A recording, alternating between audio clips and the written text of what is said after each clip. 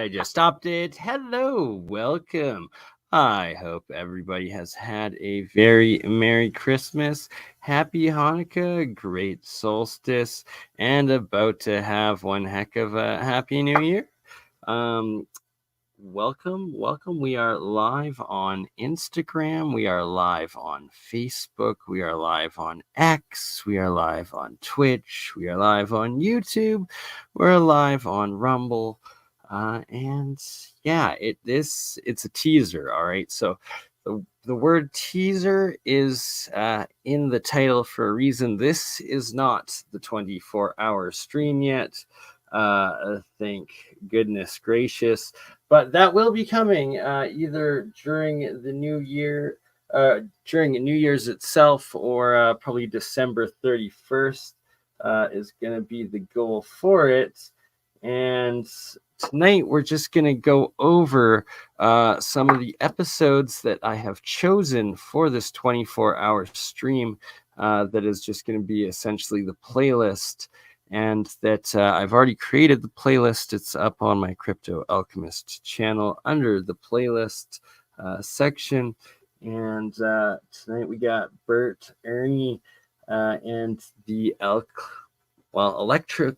electrolysis alchemy jar, making some monatomic zinc, copper, silver combination right there between the two Sesame Street characters.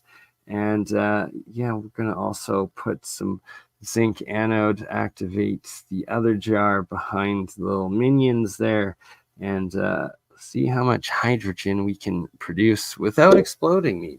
But in the meantime, we're going to play some of the clips, some clips of the different episodes that we will be doing, or that I'll be streaming in the near future here in the 24-hour stream. First one up we're going to play is one of my most recent interviews with Rex at Leak Project. Shout out Rex Bear. And on the Medicine Hat Badlands Geoglyphs. So please do let me know how it sounds. And without further ado, here we go. Headdress, which is just a little bit further over in the same valley Badlands. And you can see that it looks like an Aztec sort of warrior with this headdress thing sticking out of it, and what kind of resembles another almost elongated skull face on the opposite side of the road there from him. And there's when you get an image of the entire valley, there's actually about 10 to 12 faces overall that are in this one area here.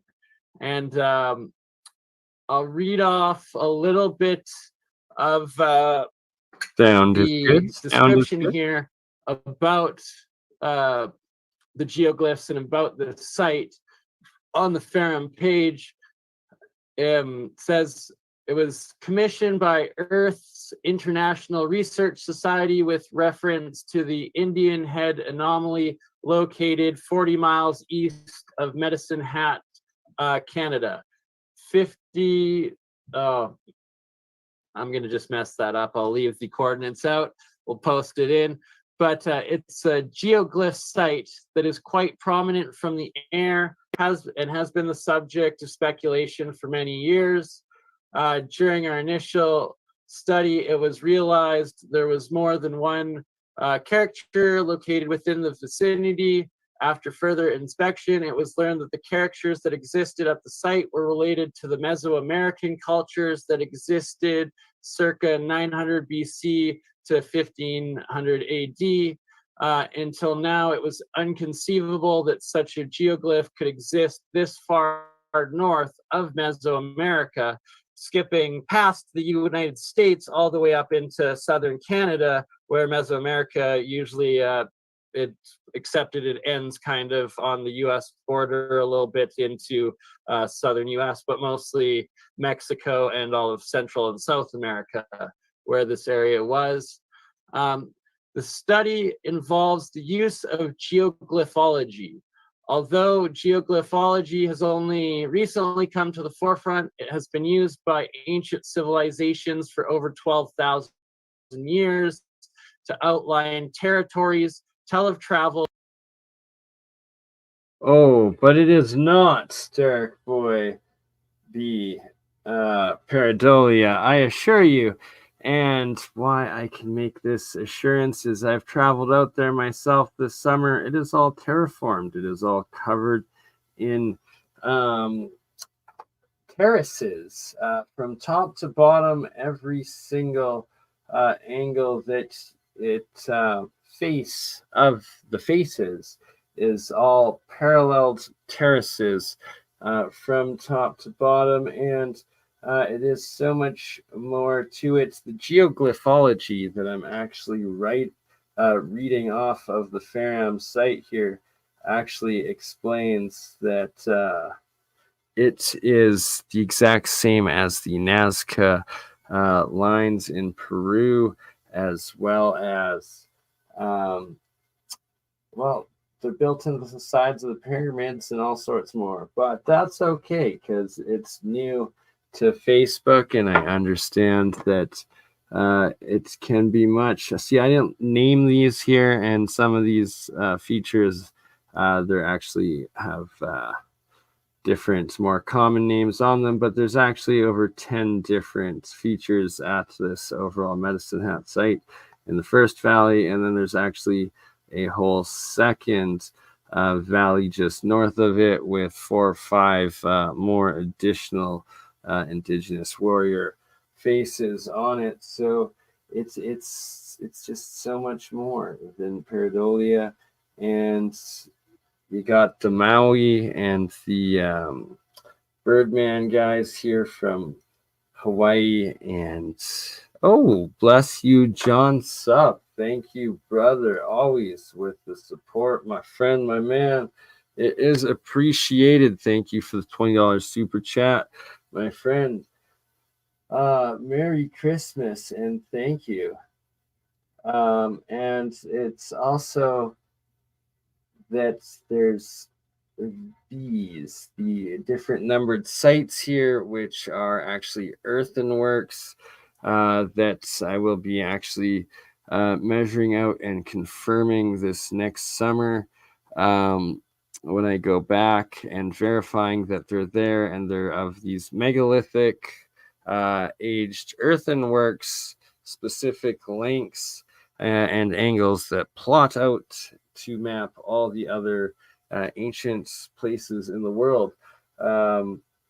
I do get into it actually in this video, so I'm going to just let it play some more, and we'll continue on here as I get the other jar electrolysis reaction going and pump some hydrogen. And preserve history for those who are fortunate enough to decode it. And what it means by this geoglyphology, I'll scroll down here and show, is that they've deciphered these sites and other earthwork lines. Usually they'll be about a meter thick, about a foot or two tall of earthwork lines, or they'll be made out of megalithic stones, or the actual lengths and angles of the buildings of the archaeology themselves that dictate all of these different geoglyph radials, which I'll go into explaining a little bit more when we get into the Bosnian pyramids, old city Moscow, as well as the Indonesia pyramids and the Yanaguni structure, all of which have and use these geoglyph radials and mapping. So this picture right here, you can see that he's got different numbers with lines at different angles. And what it is the length of the earthwork and the degrees angle it is, at which point he plots it out on the globe, and lo and behold, it multiplies out to these specific spots and destinations. For instance, one is in Hawaii here, Another one goes directly to the tip of Baja Peninsula, I think. Yeah, Baja California, Mexico. Another one right here.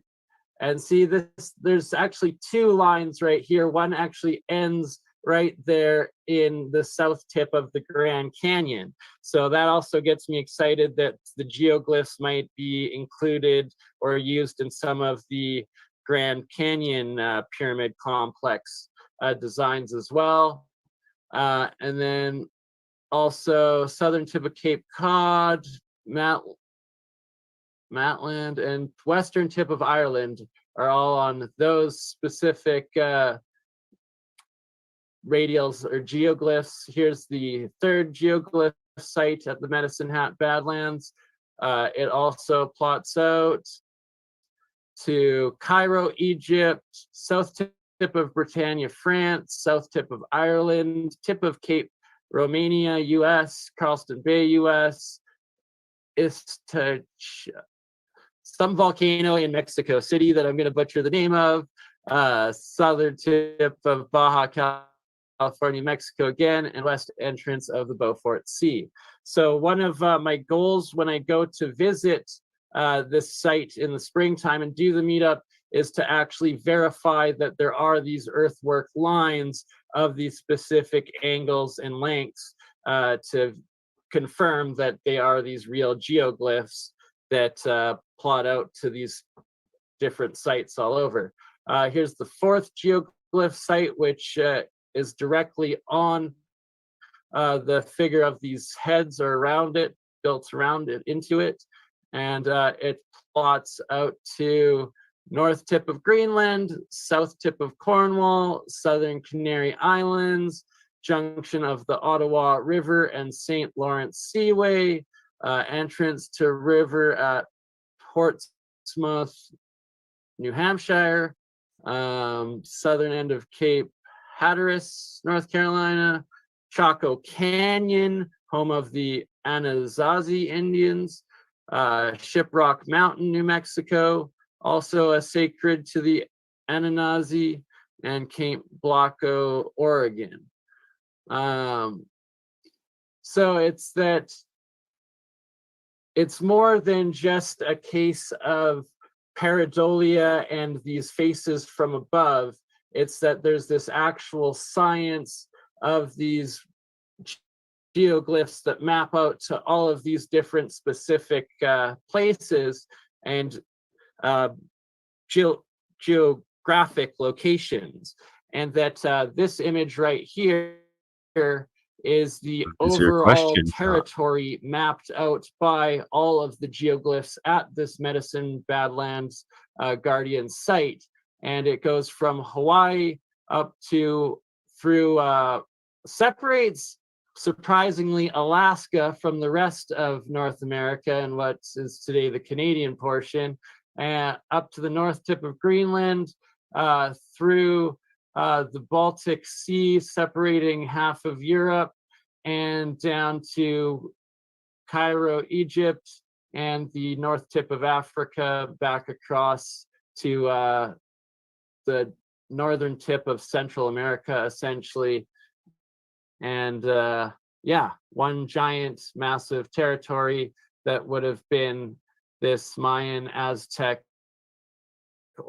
Olmec civilization that built these massive earthwork structures at some point in time. And it seems that it would have had, this site most likely would have had to be done after the Younger Dryas event, because it's the radials go to the current tips of land masses and islands with the current ocean levels, and that supposedly this area was under a glacier before the end of the last ice age, being the Younger Dryas event.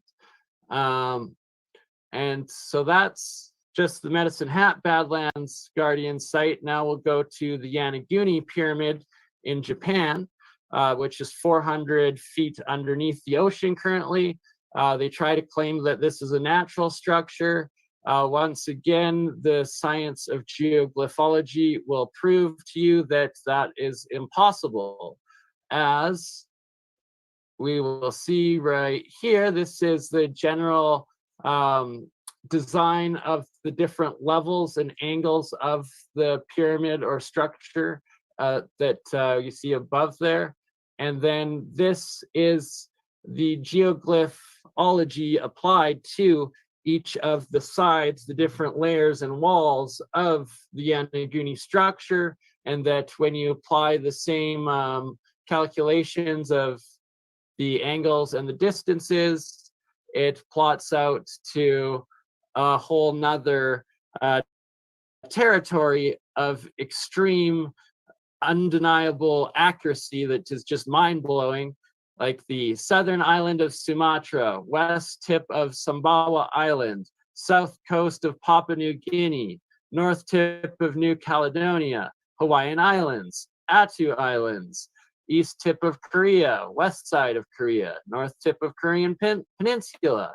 And this right here is the territory outlined by the radials of the Yonaguni geoglyphs, which is absolutely astounding that it happens to be pretty much identical to the same territory that it was occupied by the Japanese Empire at the height of World War II, including the Solomon Islands to the tip of Hawaii, the Hawaiian Islands up to the Attu Island up north, and through a bit of Eastern Asia there. But that, once again, the Japanese Empire tried to control the exact same territory that is marked out in the angles and structure that is the Yonaguni pyramid, which is 400 feet underwater, which must have been built before the end of the last ice age, before the oceans rose 400 feet and sunk it, which it's just absolutely astounding that there's this hidden, lost super technology mapping system and of territories that can really only be done or seen from above, especially when looking at such places as Medicine Hat Badland Guardians, but that it also ties in and verifies the Bosnian pyramid sites, and that in fact a lot of the ancient pyramids from before the cataclysm, so this I believe also proves and shows that the super civilization or super pyramid building civilization, specifically that built all the massive ones, existed.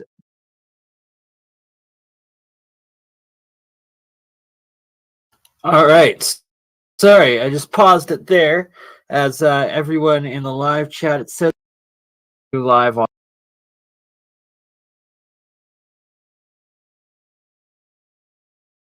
Actually, we will just stop it on this one's episode right here and move on to the next.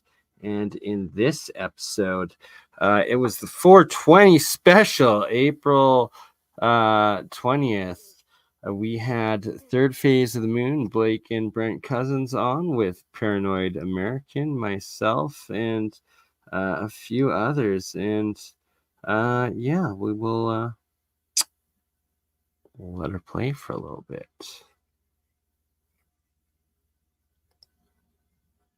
Is probably where did the name come from? Go ahead. The dragon? Yeah, where did the actual name for Dragon Drone come from? Like, why is it Dragon Drone? Okay. Yeah, so I was wondering the same thing. So that's what got my attention. You say metallic sphere, it's not as interesting, but you say Dragon Drone, I'm all in. All right, so it comes because it's more like they move like dragonflies, I guess is what it is. I'll load up one of Rex's interviews with this guy and find the spot where they're describing it for all of you, I guess, because you haven't seen it, and it'd be helpful for the viewers, no doubt. But while I get that ready, I'll take a couple minutes. Jeremiah, do you want to maybe first start talking about some of the propulsion stuff that you were going to describe with the cousins, because you actually are heavily involved with real science of these alternative anti-gravitic propulsion stuff. And what are your thoughts on all of the different declassified stuff, and where our current government military capability really is? Well, let me put it this way. Thomas Townsend Brown was doing this in the 60s, and the notes from his 3 of 4 total notebooks, the third one is missing apparently, but his family has taken his notes and digitized them so they're in actual text, which means they're readable. They still haven't done notebook number 4 yet, but it's coming. And anyways, in his notes, he talks about the testing when he finally got to making discs using something called a lofting cake in the center. Now, most people don't realize this. They think that there's, that the work of T.T. Brown was entirely related to field effects, meaning, electric and magnetic field fluxes.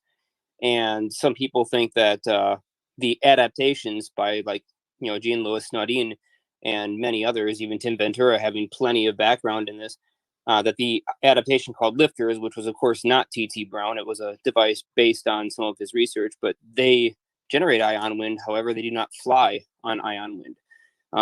It's a very interesting thing. All I can tell you though is that it's been around since the 60s, and there's even talk of various people all the way back in like 1903 and 1915 that had flying machines operating by radio equipment.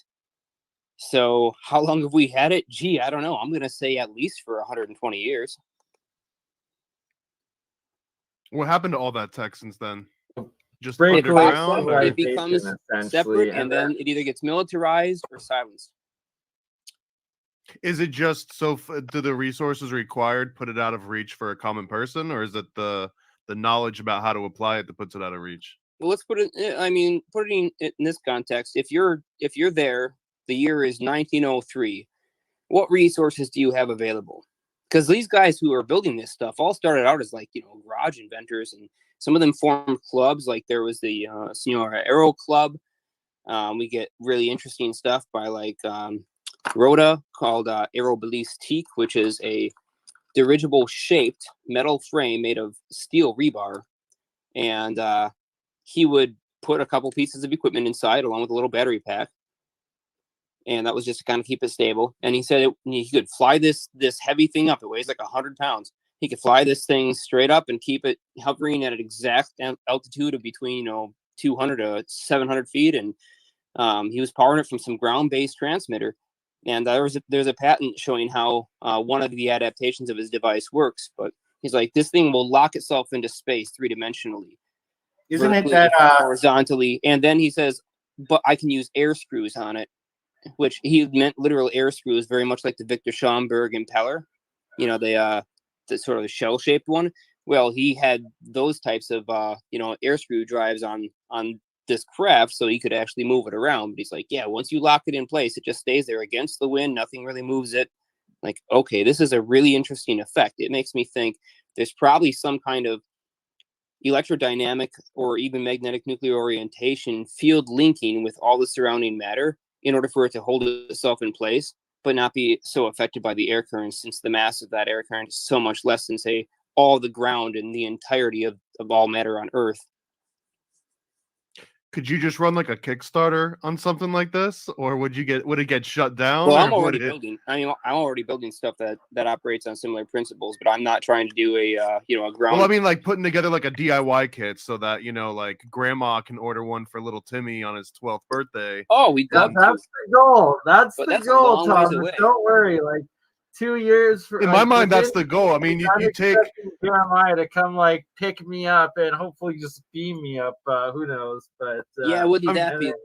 Go to Hawaii and puff one with the Cousins brothers on a mountain, and it'll all be legal in America then, like it is in Canada here now, right? So it's not even legal in Hawaii, only for medicinal. It's crazy. But really? Anyway, yeah, Hawaii should have been the first in the United States to legalize for recreational and medical. Come on, we're No we're kidding. the number export at one point.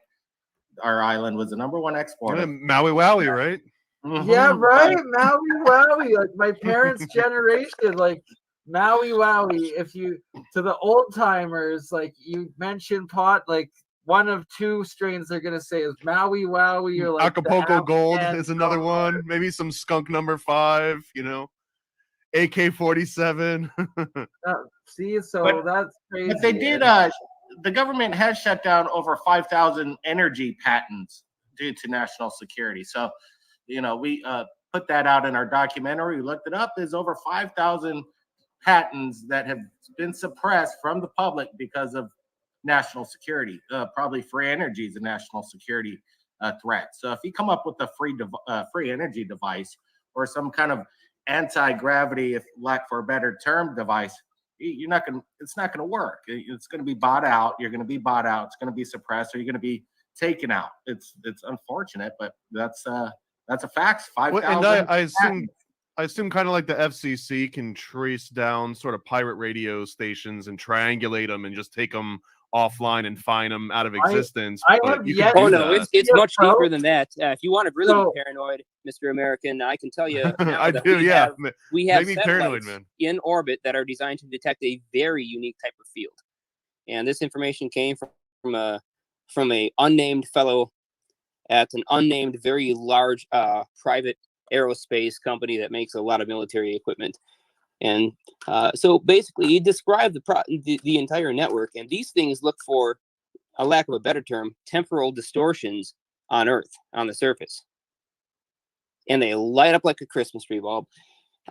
So if you were to find a way it's to like tap a into hotspot on an infrared cam, but this is actually looking for small distortions in the fabric of space-time, because I think the way it works, and I'm just guessing here, he didn't give me any information about how the actual tech is configured, but the way it would make sense is there's an average photonic distribution across the entire surface of the globe, and an extremely sensitive narrowband array of cameras could basically look at every single spot on Earth as the sun is shining, or if even clouds are overhead, and it could look for the average wavelengths being reflected back out to the satellite network. And it's quite a few satellites. There are also planes that have this equipment on them. If there's an event, they'll send one out and go take a closer look at much closer distance as to what that event might be and what kind of properties are around it, or if there was any people that were there, they will immediately be paid a visit. But yeah, you create a temporal distortion. These things can see it by a shift in the wavelength, a red shift or a blue shift of the wavelength, the light being reflected back. I guess on the surface. I don't know if it makes me more paranoid, because I guess I assumed something similar. And I was going to mention that even if you were to figure out a way to tap into the ionosphere and just get free energy, right? The There's Tesla probably, way of the atmospheric electricity. I was gonna say, but don't someone would know. start getting me all paranoid, boys and girls, because like I'm the one. What's going on in the live chat here? Have I looked into the live space station camera of the IS? I was muted, so there we go. All right, so what's going on in the live chat? People talking about the John Supp saying the live cam of the International Space Station. I have my mic keeps going on mute. Very strange. But yes, I have not seen the most recent one, but many times some sort of anomaly will appear and then the feed cuts. And now I believe they have a delay from the live cam. Is this show live, Solar Marshal? Yes, we are live right now. Yeah, I can send you the link, brother. I will do. Give me 5-10 minutes and we are making hydrogen right in front of us with Bert and Ernie, and also monoatomic zinc, silver, and copper in this electrolysis jar. It's got a bagel coil as the cathode, copper base that's producing all the hydrogen, all the bubbling you see, and then all the white fluff in the water. That is the zinc and silver, as well as a little bit of copper anode that is corroding from up top, off camera at the moment. Yeah, so back to the video, and I will send Sol and Marshall a link to join. We are also live on Instagram, Rumble, on Facebook, YouTube, Twitch, Twitter, X, all the specials. Here we go. Back to the 420 special with Paranoid American, Blake Brent Cousins, Liminal, Jeremiah, myself. That's I'm gonna be putting together free energy electrical engineering conference, and it's exactly about that. And that with my current year of the coil series we've been doing and the real sex series we've been doing with such channels as Faraday Research, where Mike now has a 25x, so 25 times over unity system that he's developed. WPG Enlightened Gerald with his coil units and the alternator units and stuff, where he's getting these over unity numbers now. And then also the development of between my homunculus here, Bert and Ernie, these monoatomics, the colloidal waters, and the actual atomic hydrogen that gets produced out of electrolysis, and how easy it really is to convert diesel engines into hybrid hydrogen engines, and that you can actually, unlike Bob Lazar. So this is one of the reasons why I suspect against Bob Lazar, is because he makes things so complicated. Like, he claims that, you have to make the hydrogen out of electrolysis, but then you have to get it into like this dissolved into crystal state, so it's stored in solid state, and then from there you have to convert it back into hydrogen and then use it. Where in fact it's as simple as, and there's so many examples out there on YouTube of people doing this themselves. I have yet to do it, but I've seen many of them, and where you just have 2 jars of salt water or water with the electrolyte in it, and next under your hood, and a pipe going into, like a hose going in with your diesel, and that you're turning the water directly into this atomic hydrogen and oxygen on site, and then feeding into your engine system, where that's clean, green, renewable energy, and it's taking 50% of the price you're spending on petrol fuels, and it's taking 50% of the carbon emissions out of the whole system. And it's so easy, and they keep saying hydrogen is the energy of the future, but they keep delaying it. Yet it's this simple process has been around and known about for at least 20-30 years. And then they killed the last person they murdered for it, I believe, was Stanley Myers, because his was way too efficient, where it was like you didn't need any gas or any sort of hybrid, and it was a whole nother level. But that they need now, with the current climate of the geopolitical economic system out there, the oil embargoes and everything, and needing this green revolution to not try to control the hydrogen and sell the hydrogen that is going to be the hydrogen future, but instead let each person be energy independent or green energy, and producing their own green renewable energy, and not having to be in this oil slave system. Can I play devil's advocate just for a small portion of that? Please do. Please do. Always do. That's what it's about. So when I was at Disney, I actually worked for the Orlando Science Museum on a hydrogen exhibit. It was called H2 Now, and it basically explained how not just a single person's house could be run on hydrogen, but how all of the cars and the transportation and the entire city infrastructure could be run on hydrogen. Specifically, that like solid state hydrogen cell that you were mentioning, that's like the complicated version.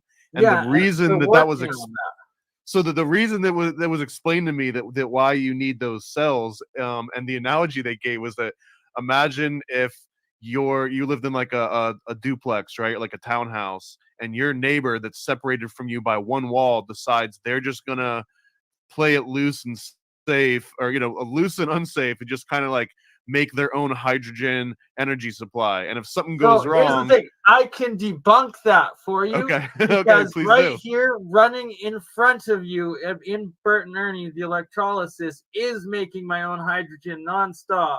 And like I smoke around it all the time.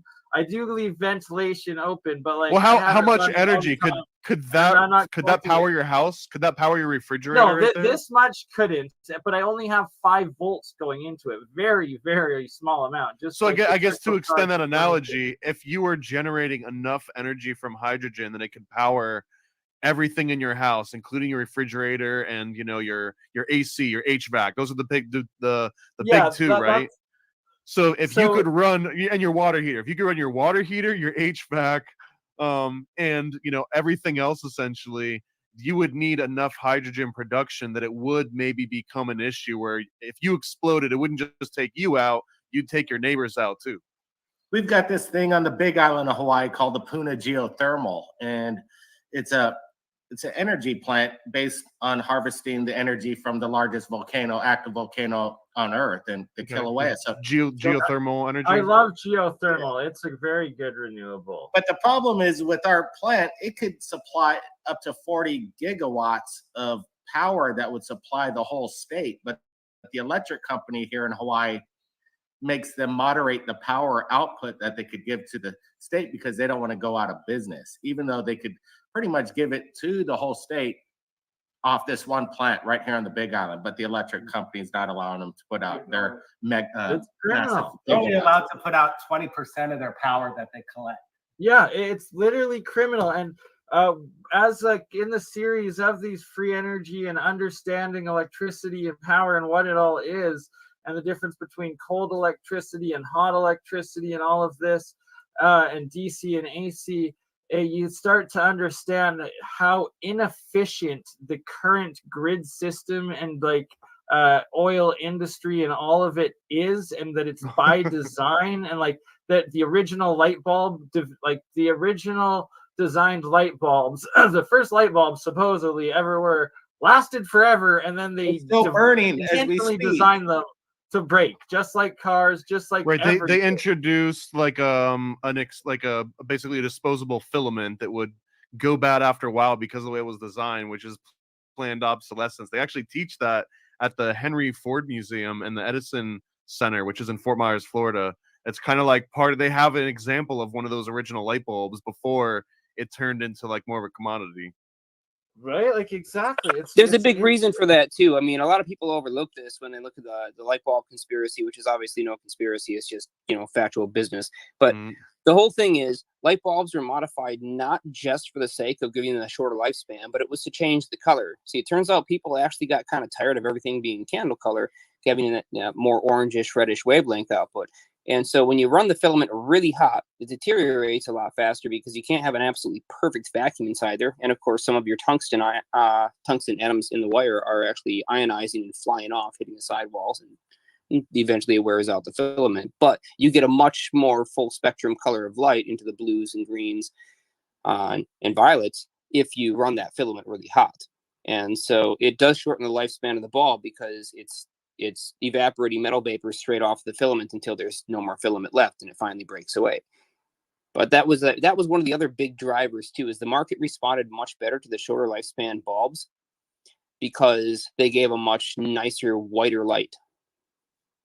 Well, now with the development, it's like there should be unlimited. Like the Saudi bulb, right? That's another one that recently made news, is like how efficient they are compared to the average one, and that like Philips couldn't make the Saudi efficient bulb. I think now the original contract either ran out or the Saudi prince like did the patent for it, or released the patent or whatnot now, so they are marketing the Saudi bulb that lasts forever and gives you this perfect bright white light and never needs to be replaced or exponentially less, and it's so energy efficient and all of this. And it's like, we've had this sort of technology since the beginning and understanding since the beginning, but they've always designed it to be as inefficient as possible, while at the same time being a half-ass, being like, oh, make sure you turn the lights off, ha ha ha. Meanwhile, wanting you to run everything as long as possible and charge you up as much as possible and break down as much as possible for as often as possible with everything. Oh, hello, Mr. Tim Ventura. We have Tim Ventura. We've got Mark Sokol, Falcon Space. We have Liminal. We have Exotic Propulsion. We have Blake and Brent Cousins, Third Phase of the Moon. And we have Thomas, Paranoid American. Welcome, everybody. You know what? What an epic panel discussion right here. Bernie, thank you so much for having us. I hope I'm not over mic'd here. I'm just going by the auto settings. You know what? So Mark was at the Senate UAP hearing. I don't know if he's talked about that yet. You want me to find the link to the video there? Yeah, sure, absolutely. Okay, so yeah, he went down. That was some bullshit. He went there with Jeremy Riss yesterday, right? And so you know, they told me that they were going. I was like, no, I don't know if this is going to work out well. I encouraged it. I was like, you guys do it. And you did. You put your money where your mouth is. And good on you, Mark. And good on you, Jeremy, if you're watching. And we'll arrange one with Jeremy tomorrow as well with all of you. Gonna pause it right there for a sec, but this was one epic 420 special. Really was about UFO disclosure more so than marijuana, but yeah, shout out Third Phase, Tim Ventura and Mark Falcon Space, Jeremy Reese, of course, Alien Scientist, Jeremiah, and Lovely Liminal. Dan Solar Marshall, I just sent you the link if you wish to join. Tonight, right now, we're just doing the review of a bunch of the videos that we will be playing. And actually, this is a good place to leave off on this one. Sadly, let's see what we got lined up next. Yeah, so I will be doing a 24-hour stream where we just play the entire list from beginning to end. It will be a good one. All right. Should we do homunculus or giant news? Let's do a little homunculus with Juan on Juan podcast, Zertis, and I believe Liminal was in this one. I believe that even if this was meant to be taken symbolically, I'm sure that there was a guy out there, some Florida man at one point that was like, hey, I wonder if I actually do this for real, what's going to happen if I mix A plus B plus C, which is spontaneous generation, which is Aristotelian biology. And it's like, hey, what happens if I mix these things together? And whenever I think of an alchemist, I think of some old guy mixing all his bodily fluids, trying to find the elixir of life in some cave in front of a furnace for extended periods of time. Because Paracelsus is like the archetypal, like mad scientist, grouchy all the time in front of his, in his laboratory, mixing things up. Like if Paracelsus could be a whole nother episode just on its own, a 3-hour episode on its own. But Paracelsus was a very eccentric character. He was a lot of the things that we know about modern day surgery is attributed to him. He's the father of toxicology. So the dose makes the poison. He's the guy that if you give too little bit of morphine, it's going to hurt. If you give too much morphine, you're going to kill the person. He found just the right amount to give people of chemicals in order for it to be okay. So mind you, how was this guy able to do that? Probably by testing it on himself. So like Bernie taking some LSD or something in his room and trying to make or somebody else. It'll probably be me. Dude, can you hear me? Thing holding me back is that last ingredient of like, do I have to get free with the wife next to the experience? Welcome, Dan. Pause to the homunculus. Good time to join. How are you? Season's greetings, Solar Marshall. What's up, man? How are you today? Hold on a second here. I'm trying to turn down the. There we are. Can you hear me? Yes, sir. Loud Okay, and so clear. you're watching your show, but no one can hear us, right? No, everybody can hear us. We're Oh, they live. can hear us while it's going on. Okay. Oh yeah. Oh, okay. Oh yeah. My bad, dude. I didn't know what dude, at first I thought there's no way he's got this epic of a crowd in here at 3 o'clock in the morning. You know, I'm like, look at all these Oh people yeah. on No, here. no. Huh? We're just doing an hour or two little stream here of doing the review of what's going to be playing in full for the 24-hour best of 2023 24-hour stream coming up for New Year's. Okay, when are you starting that? New Year's Eve. Yeah, I guess December 31st at some point it will begin. Well, that'll be cool. Yes, That'll be sir. interesting, bro. You know, Right? cool to watch. That'll be a good one. Okay, so let me now. I didn't lose you. Where are you at? Where? Okay. What? Here we are. There we are live. Yes. Okay, I had to figure out what was going on there. Yes. No, so far this is cool because I didn't know you had Brent and Blake Cousins on there at once. That was funny when I saw that. Yeah, we've done a few episodes together. Gonna didn't do know some they more were with on them in before. 2024. Good guys. But yeah, man, and then look at Jeremiah. He's all dressed up, and it would be like 4 a.m. There's no way, you know. I know better than that. Right? Oh. With the tie on and stuff, 4 a.m. There's Jeremy. All right, man. Yeah, let's go ahead and watch it. Cool. This is fun. So this one is I just loaded here is the latest Eric Hecker episode that I did with Jeremiah. South Pole Eric. Yes, sir. Yeah, I saw that. That's a good one. Yeah, so play a bit of this for now. Man, shout out to the South Pole right now. I wish I knew if that story was true or not. It's very interesting. You know what I mean? So, shout out to the South Pole. It's like 24-hour light right there right now. Yeah. Yeah, there's a guy just put a series of videos up on the South Pole station, and he takes you all through the place. And he goes through the neutrino area. And I was sitting there thinking to myself, there's computers all over the place. Sitting there, all I thought about was Eric right away. I'm like, you know, this is where Eric claims it goes down, you know? Right. Yeah. Oh, yeah. Videos were filmed last year.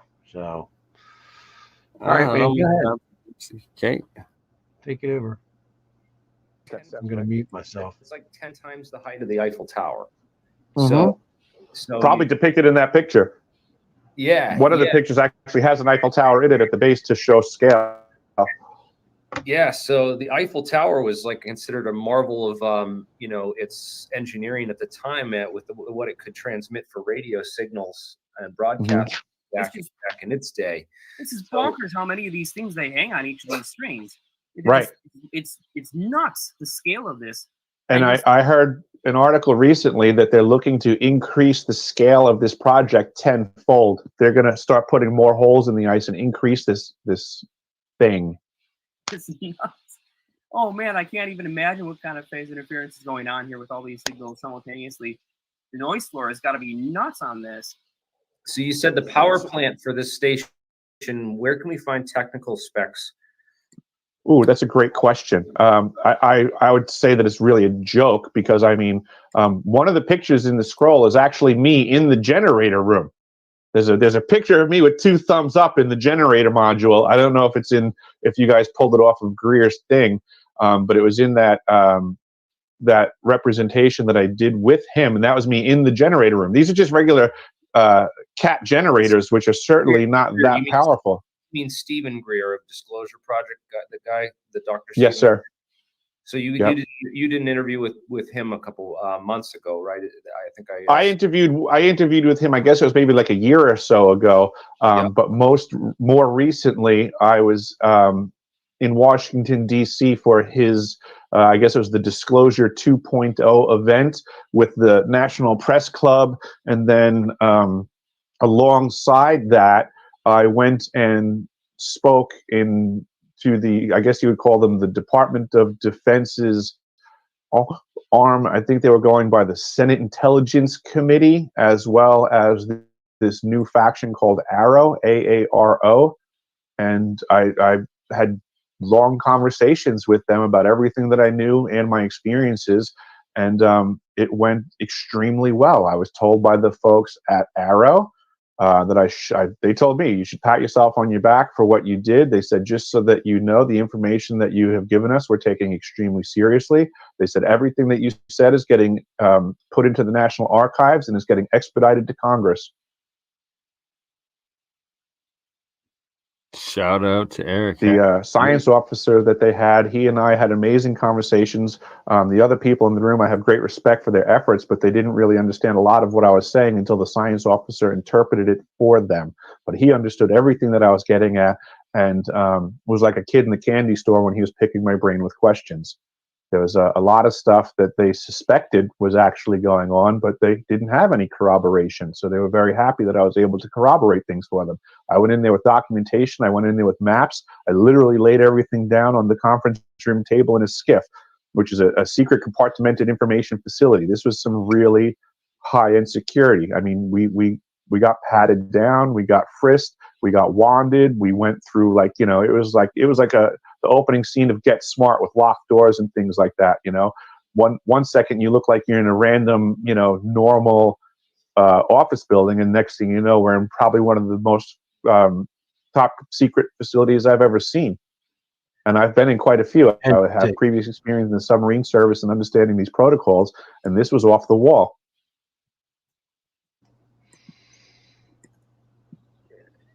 So what's interesting is that you went down, testified with this information to AARO, and and you brought this out. So if you were lying and hoaxing and making this up, they could charge you with perjury, right, for giving that testimony. They absolutely. I could be in a lot of trouble if what I said was fraudulent.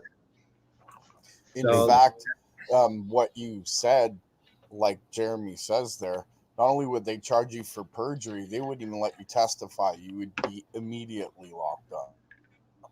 I was just about to say, they probably wouldn't have let me out of that room. That was a gamble. I took a big risk going to Washington, D.C. They could have shot me in the head for all I knew. I had no idea how this was going to turn out. I was literally going to Washington, D.C. to testify against the government and its factions.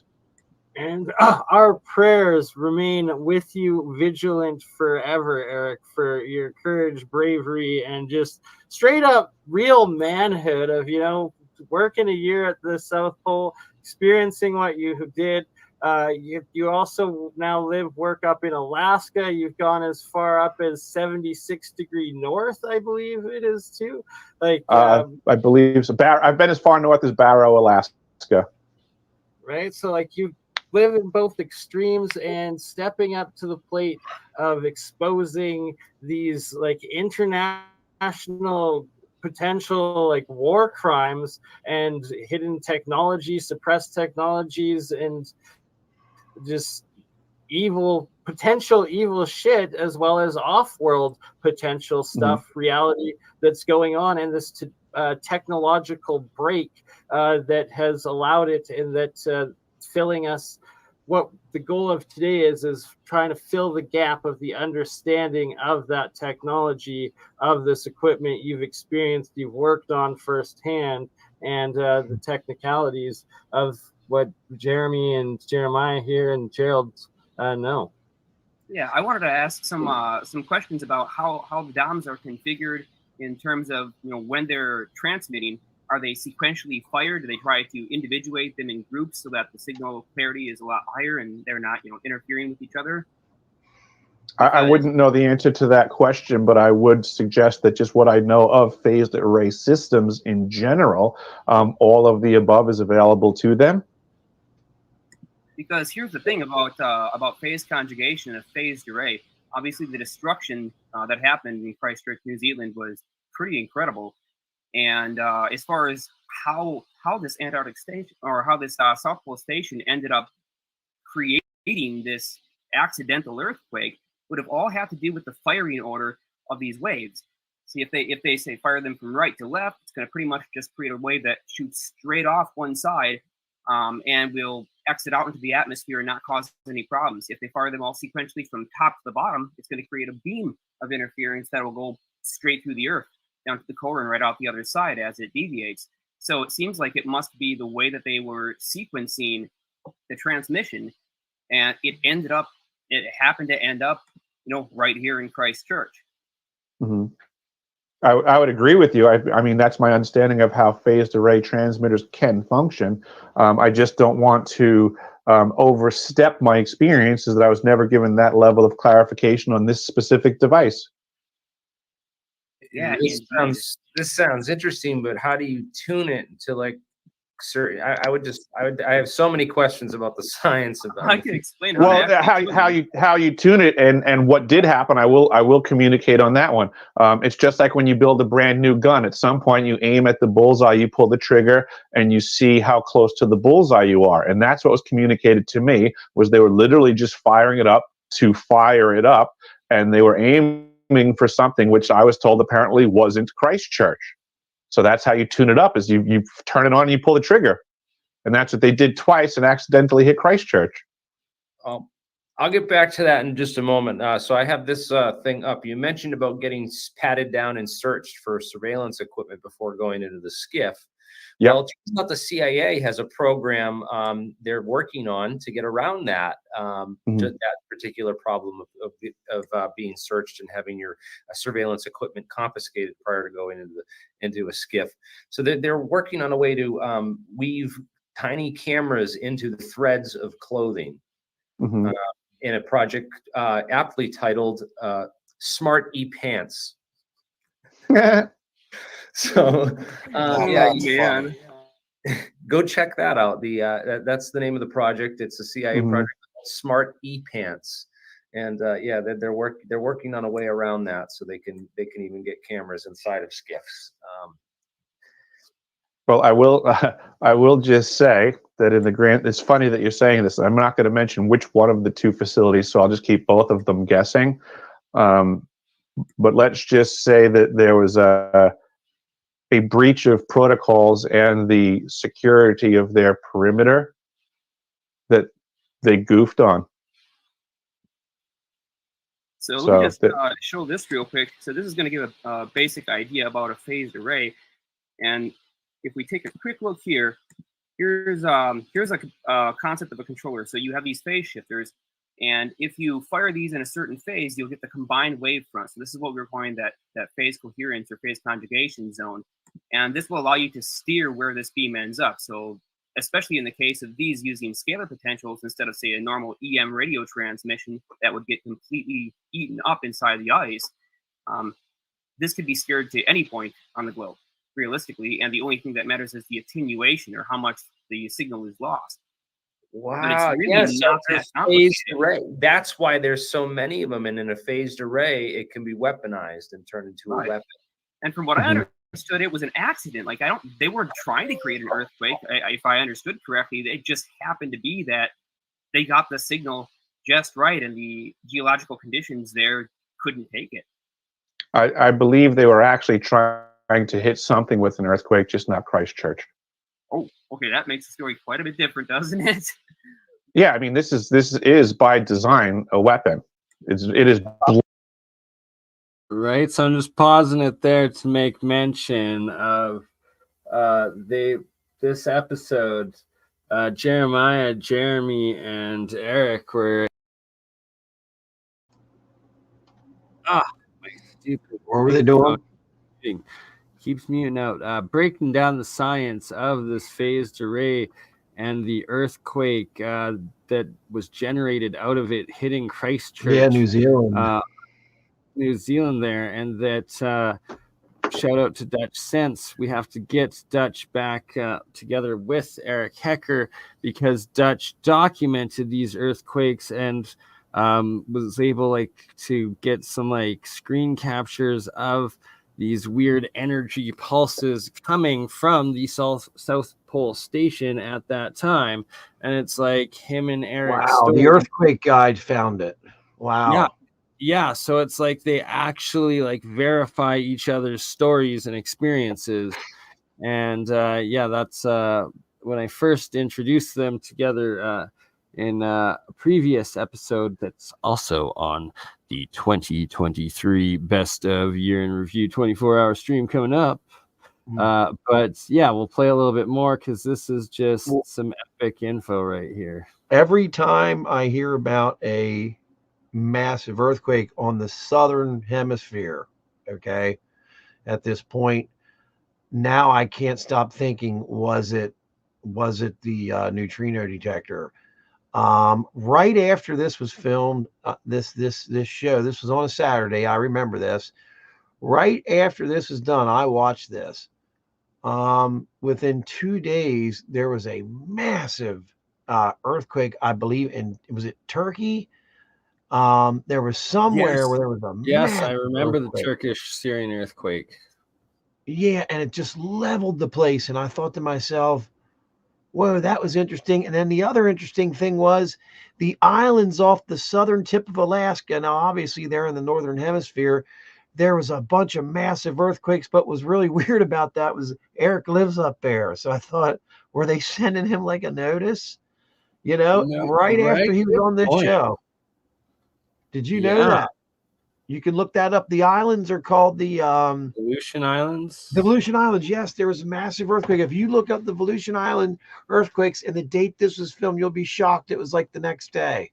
Really? Okay, well, when we get Dutch back together with Eric, we're gonna make sure to make note of that. And yeah, they said it was the document first that. time they had an earthquake there, and I forget how long, Bernie. It was a very Really? long time. Yes. Really? Oh my You don't God. have earthquakes off the Aleutian Islands, brother.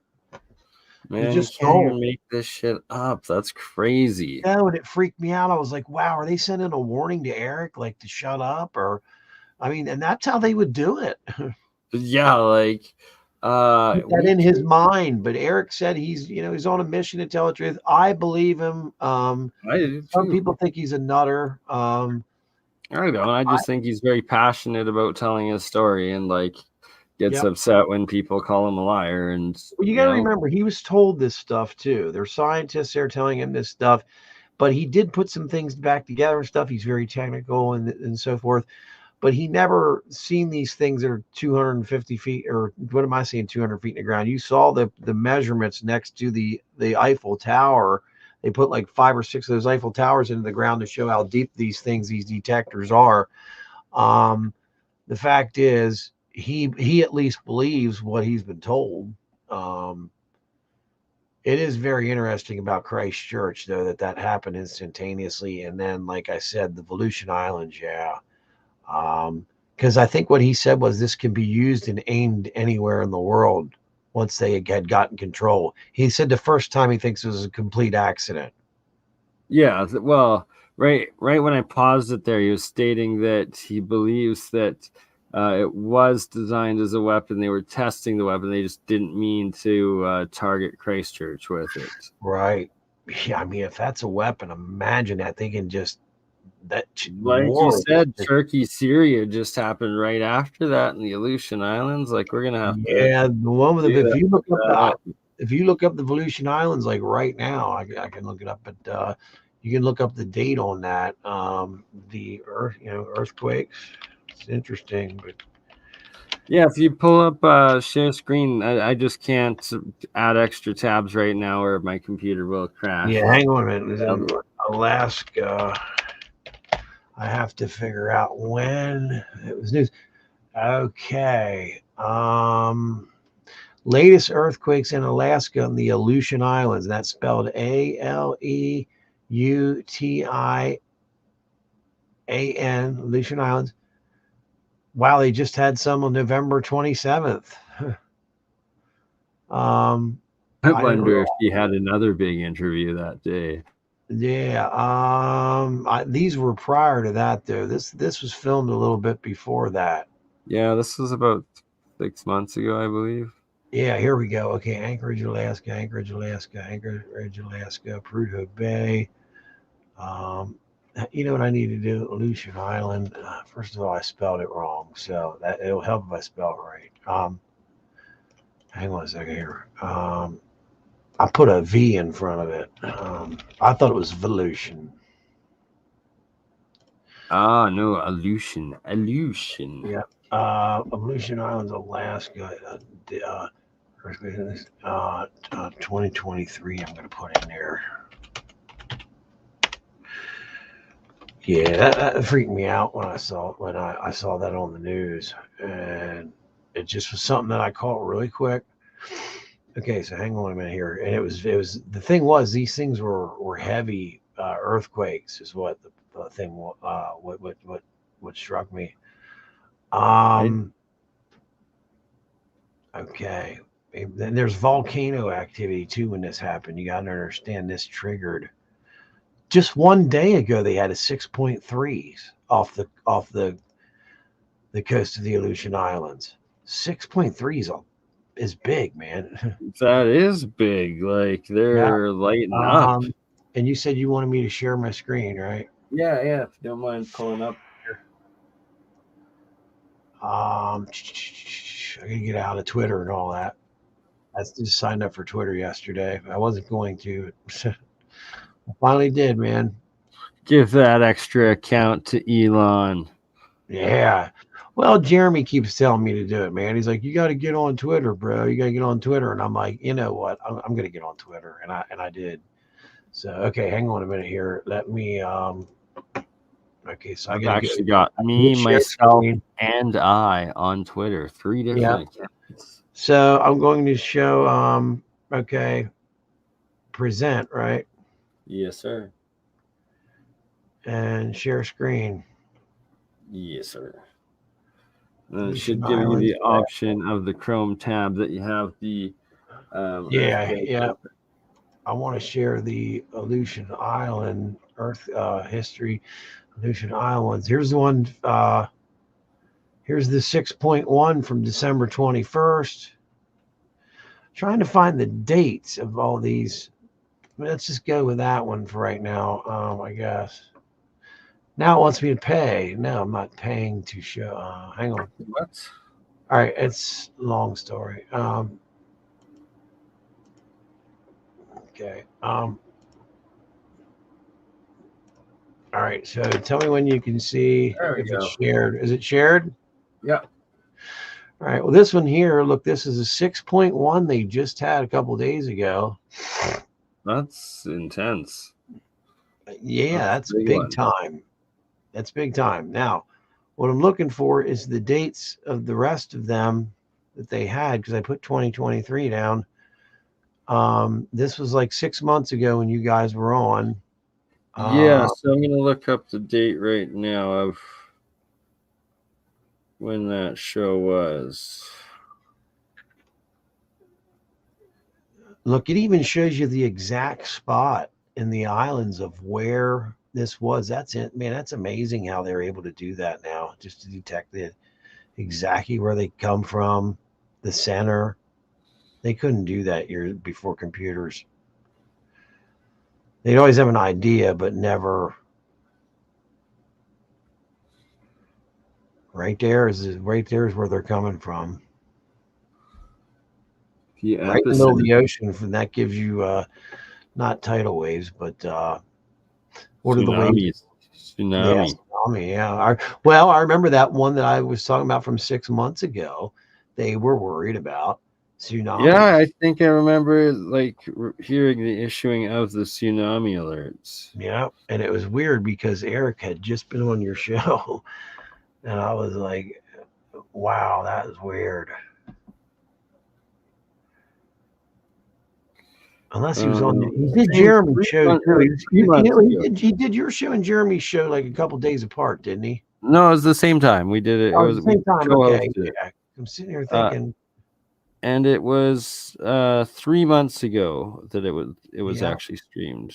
Here we go. Map of the most recent quake. Should I click on that? Sure. Let's see what happens. It should have the dates. Okay, well, that's Russia. I thought they were going to show Aleutian Islands, but right up here are the Aleutian Islands. 7 hours ago, there was one. 7 hours. Past month, the past year. Let's go to past year. 3 to 4 months, I guess, because it was about 3 months ago. It said. Yeah. Wow. Look at this. Right here they are. Look, January 22nd, 2022. There was another 6.2 in the Aleutian Islands. That's huge.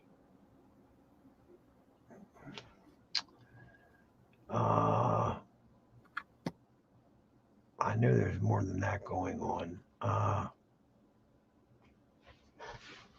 Did you do any searches? See what you come up with. Not really, as I can't open extra. Okay, the one I looked up here is only showing ones that are between 6 and 7. Wow. Okay, gee whiz, look at all that. I need, all of them, and I need the Aleutian Islands. Here we go. What's this? Wow, look at all this stuff. New Zealand. There's a New Zealand 6.3 just a few days ago. What's your heavy? He's so good at this, man. The guy that does the earthquake reports, he like predicts them. Oh yeah, Dutch forecasts. He's the best. Yeah. They've shut him down. They keep like disconnecting his internet. It's ridiculous. I know you used to show him on your show, and now it's like I was wondering what was going on. Yeah, no, he's like every time he tries to like do a live stream, they disconnect his internet, and like he has to like do Christmas Carol special streams of like oldies music that isn't copyrighted, and then like halfway through he'll like quickly like try to get in his forecast and like updates, and then it's like halfway through he'll get like cut off. Is he monetized by any chance or not? Oh yeah. 600,000 subscribers. That's why they're doing it. Yeah. November. No, we need the date when he was on your show. Yeah, it was 3 months, and let's see where. So we're talking like back around October or so? Yeah. Yes. October 1st or 5th or something, maybe. Well, then maybe what I should do is put in, let's put in a search. I don't want to dox my stuff. We need to search. See if you can pull up on your screen. I'm gonna send the screen over to you. Okay, I'm gonna stop sharing. I know what to look at. Okay, Alaska itself, earthquakes, Alaska, 2023. Maybe I should have just had Aleutian Islands in there because that really isolates it. Because what I'm thinking is the Aleutian Islands may have been in danger at this point because of those. What were the name of the waves that show up again when you have that happen? I can't remember. Yeah, the tsunami storms. I'm thinking maybe New Zealand saying the 6.3 a few days ago in New Zealand they downgraded to a 5. Right? It's like they're just trying to hide how strong they are. They are trying to hide how strong they are. The amount of 6s that I just seen on there was shocking. They were everywhere, Bernie. They were everywhere. Right? Like that's crazy. No wonder they're like blocking that.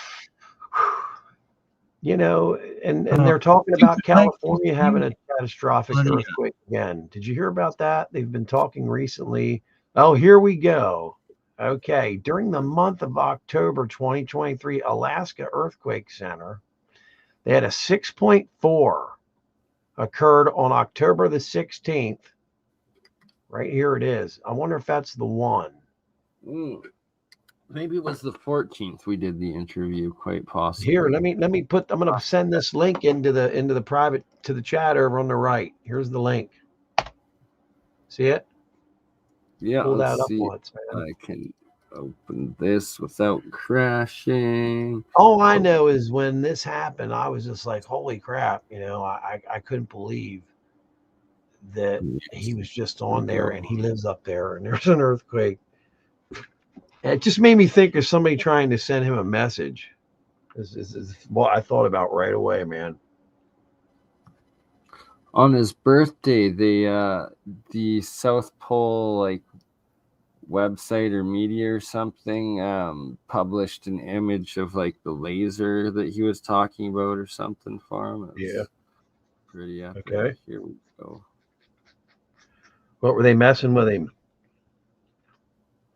Who knows? Because there's no doubt in my mind if what he says is true and stuff. He's pissed. There's some people that have been fired, and people that are pissed. They're not going to come after him because then that justifies what he's saying.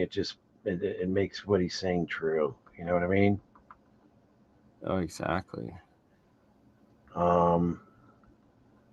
The whole thing blows my mind, this whole neutrino thing and everything. And it makes sense because I noticed that a lot of times in these places that we're going to war with or we don't get along with politically and stuff like that, they have these earthquakes that are insane. And, the whole town will be leveled. We haven't seen anything like that since 1985 or so when it happened in San Francisco.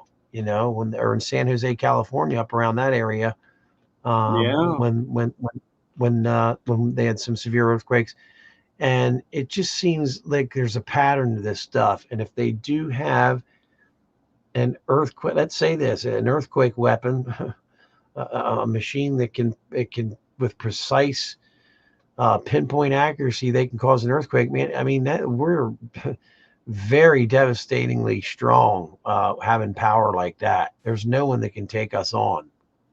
Yeah. Right. However, that is a nuke sent down there would solve all that. You know what I mean? Yeah. Just one of them new Poseidon nuclear sub drones would do the same essentially and worse. Yep. But yeah, so let's listen a little bit more here as they were just go ahead, getting man. into I didn't mean to interrupt at all, but if you look at that page, it shows all the Alaskan earthquakes in October there. Sure. Yeah, no, I had it up for a bit. It's fascinating. Yeah. Latently a weapon. They were testing its weaponized capacity when they misfired is all. Well, the problem with applying normal physics to that diagram that Jeremiah just showed us is that that's just assuming you have a medium with a constant density, a constant coefficient of wave transfer and energy transfer. Right. But I'm going to say ocean and geological structure, we don't have that. We have all kinds of varying densities and materials. So if you try to aim it with that, it might get diverted and go different places. If you're gonna try to engage this conversation exclusively with the standard model of physics, you're going to have great difficulty absorbing the direction that we're going because this is all beyond standard model physics. Man, where's Notch's sense when you need him, man? He's got a whole bunch of videos talking about all this kind of stuff, Yeah, I mean the standard model of physics is just our current understanding. It's not the limits of actual reality. So if there are folks that have a greater understanding of physics that exceeds the standard model, well, then they're operating from a privileged position, and we're in the dark. And that's what I'm trying to do here is pull the veil back and let everybody know that there are factions that are operating outside the standard model of physics. They already know this stuff. Academia gets information disseminated to it at a snail's pace compared to the projects and the financiers that are paying for it. You think the billionaires that are investing in this stuff don't get their intel returned to them immediately? You think that they're going to disseminate that information before they make decades worth of profits off of it? Correct me if I'm wrong, but this not a form of high-end interferometry? Absolutely That's exactly is. what it is. That's exactly what it is. And so here's one thing that people might have misunderstood. If you try to transmit electromagnetic waves like HARP here, HARP uses a well-known technique of phased array antenna structures that's been around since Tesla's time, and he figured this out. So these will aim upwards and they'll reflect off the ground, and they can point the beam coherence angle pretty much anywhere within about 160-degree range. And multiple stations at different locations around the globe can actually synchronize together if they bounce off the ionosphere using the same way, same technique the ham radio guys use to transmit signals over huge distances. But the difference with what we're talking about using the DOMs here is that these are not using radio waves. These are using pulsed electric potentials. And I've verified that they will pass straight through a Faraday cage. And the faster the rate of change, or the faster the impulse rise time, it'll cut right through layers of copper, steel, anything that gets in the way. And it won't necessarily go through uninhibited, just like Jeremy said. The difference in the material density will cause divergence. It'll act exactly like sending a beam of light through a prism. Depending on the wavelength, it's going to bend a little differently. And here, the wavelengths of what they call group, the phase velocity, which is different than the group velocity. The phase velocity will act like a different color of light.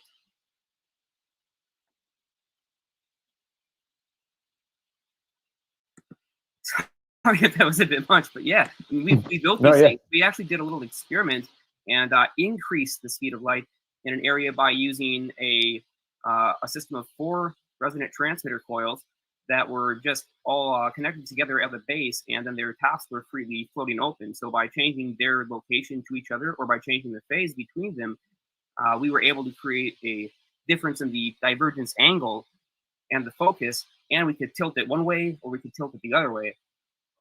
And we actually measured that the frequency of these coils increased. Now, parallel inductance mechanics will tell us parallel inductors should actually decrease their frequency due to the surrounding capacitance of the conductive elements.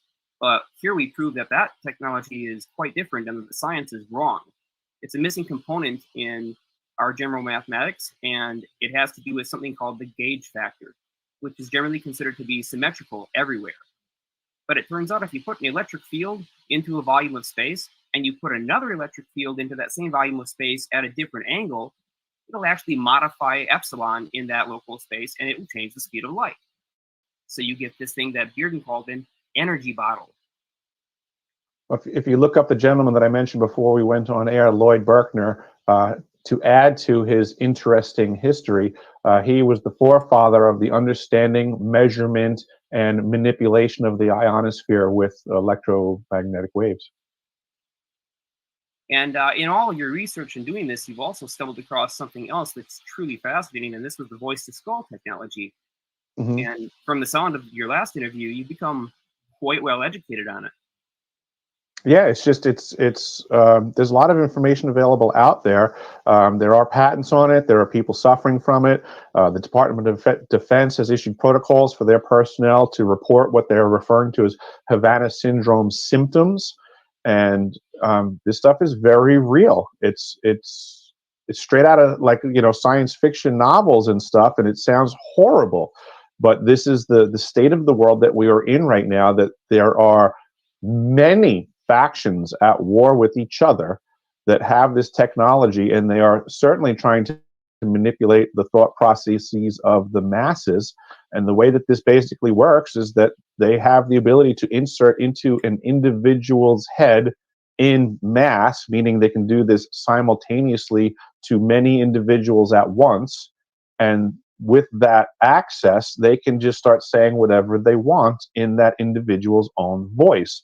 And people need to realize that this technology exists, and they need to consider how powerful a weapon this is. Imagine, anybody in this conversation right now, imagine you had this power at your disposal, what you could accomplish.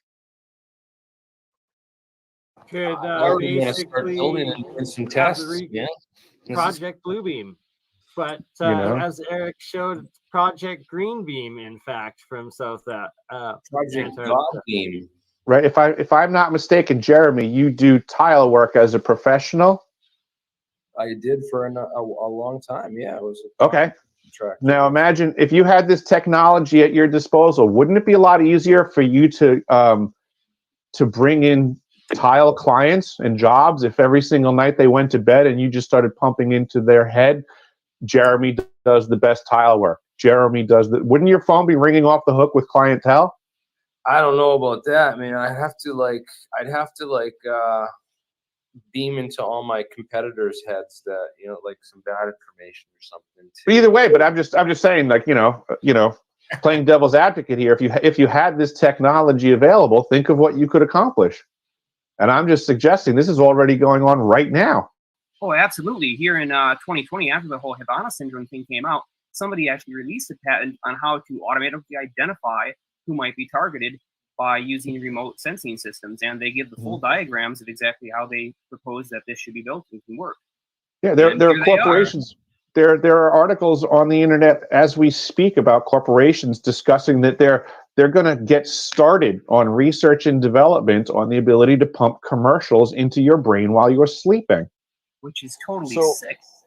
All that being said, I have a question then. If you could match their frequency and send it back on that same sort of amplitude, could you not cancel out what they're doing to you? You could actually invade if you look at all of this stuff big picture. There's no firewall to the mind, and there's also no firewall to this connection. So this is where I express to people when people say, "What can we do about this?" I say, "Know thyself." You have to learn which one of those voices in your head is not you, and control it. And that's your access point. Yeah, absolutely. They show you exactly that right here. You know, does the participant feel angry? If yes, then you correct it by this factor. If not, then you correct it by this factor. And then there are different ways to actually channel and control this. So you can get a live feedback system. And with today's cell phone technology, basically having everything built into it, even the ability to pick up at a distance things like your heart rate, your breathing patterns, because the microphones are always on, they're listening for all that. It's very easy for them to tell whether or not you're getting excited and you're being stimulated. So this is definitely a patent that people should take a look at. I'm going to go ahead and copy that patent number and pop it into the chat for everybody if they want to read this, because here all the methods that are used are outlined pretty clearly here. Yeah, my research shows that the ancient mystery schools of old, who had as their battle cry, "Know thyself," that this is the reason for this, is that way back when these were techniques that could be applied by individuals who became adept at these skill sets. But now contemporarily, we've taken these techniques and turned them into technologies. So it just means that know thyself has become exponentially more important, as nobody is considering why. Actually, I put it in the private chat because I am apparently not logged in here to post this in the public chat. So if anybody just wants to copy that number and pop it out there for people, then they can go do their research. So you just type this in and then you put the word patent after it. Google will pull it up and it will show you other relevant information as well. So there was a whole sub-project of MK Ultra called MK Ultra Project 6, Subproject 68. If you look into MK Ultra Subproject 68, the CIA mind control research did a lot of work on electronics and signals and the effect of signals on human beings and other biological entities. So I don't think it stopped or ended there. I think especially with the amount of research that they do. So it's of course not that this is still going on, right? A lot of ways. So that this is the whole thing that Camp Hero. If people have heard of Camp Hero out on Long Island. This was Montauk. This is in the movie Stranger Things, when they go out on the end of the island and there's that facility where they do all the weird government and military research that the kids are from and everything. This was based on Camp Hero out on Montauk, where they did a lot of these, experiments for the military and stuff. So, look into that if you guys haven't already. So, you can look up. You can go Google right now the Montauk Lighthouse, and you'll see the lighthouse, and then you'll see a military building right next to it in the same picture that no one discusses. That's the same height basically as the lighthouse. It's basically a giant, think of it as a giant periscope. You have Brookhaven National Laboratories, you have Shoreham Nuclear Power Plant, and you have Wardenclyffe, which was Tesla's facility, which would be due west of Montauk Point. I would suggest that that's the starting point, the breech of a gun. and that Montauk Point, the lighthouse, that building that anybody can pull up and see, it's like a periscope. There's a giant linear accelerator underground, and when it gets to that building at Montauk Point, it changes 90 degrees twice and can be swept across the surface of the Earth. There's actually a very important reason, too, for that location. Why Tesla put Wardenclyffe there was because it gave him a direct access point to the atmosphere. And it was really the perfect spot. So I'm sure they wanted to locate it there at Camp Hero because it was also completely ideal for doing the same thing that he was doing. It's just that they were using high-frequency pulse Plystron radars, and they had a system of ampletrons, which are basically vacuum tubes that are like the size of a water heater. Like they're huge.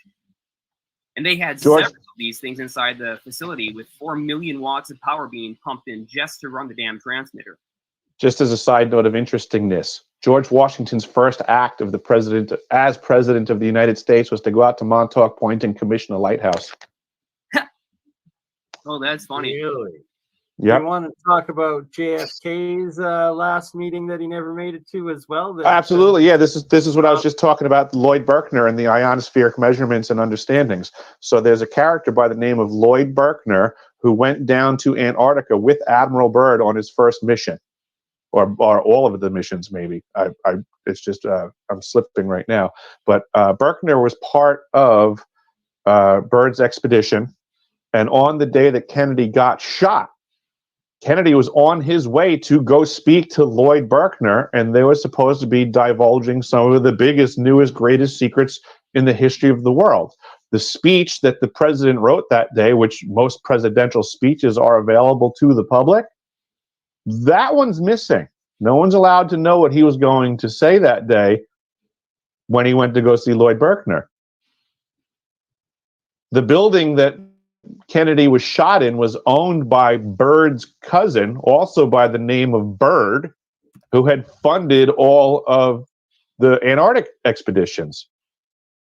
This gets as shady can get. Everybody thinks that they know what happened to Kennedy and why he got shot, but it's a lot more complex than what people have considered because there's been so many smokescreen operations and stories constructed to get people off of the trail of what's really going on.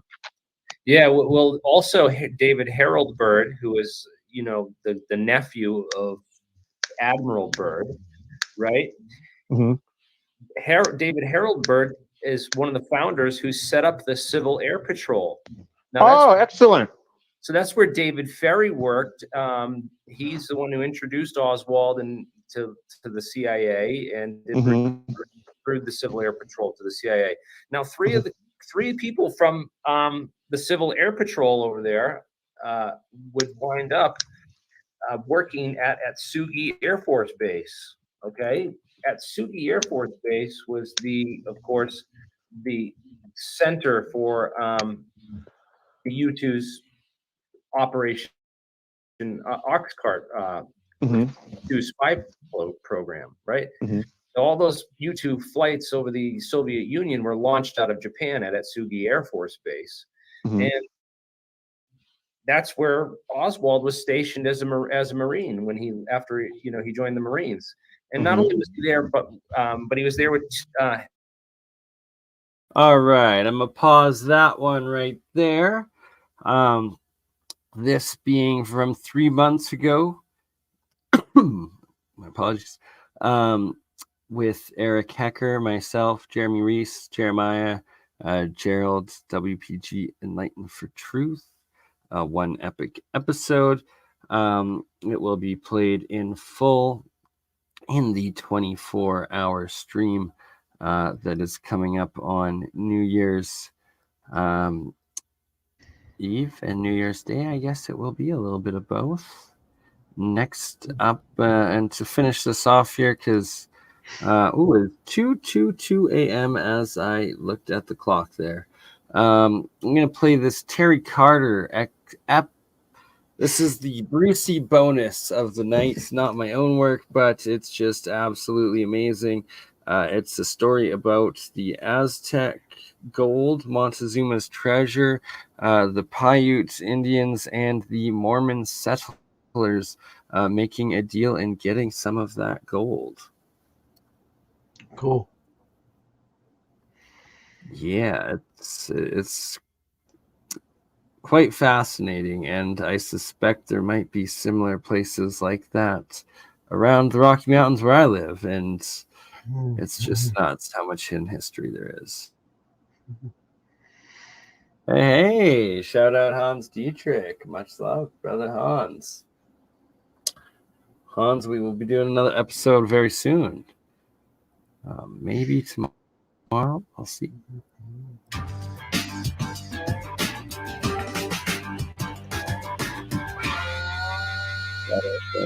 Hey guys, today we're going to be giving out the Aztec treasure location, Montezuma's treasure, according to an old-time treasure hunter, Richard Walburn. I became acquainted with Richard in the early 90s. He wrote about treasure stories in the treasure magazines, and he always put out a great story. But I wanted to know where he came up with these stories, because some of these stories didn't really fit with the history I knew, and he said history had been altered.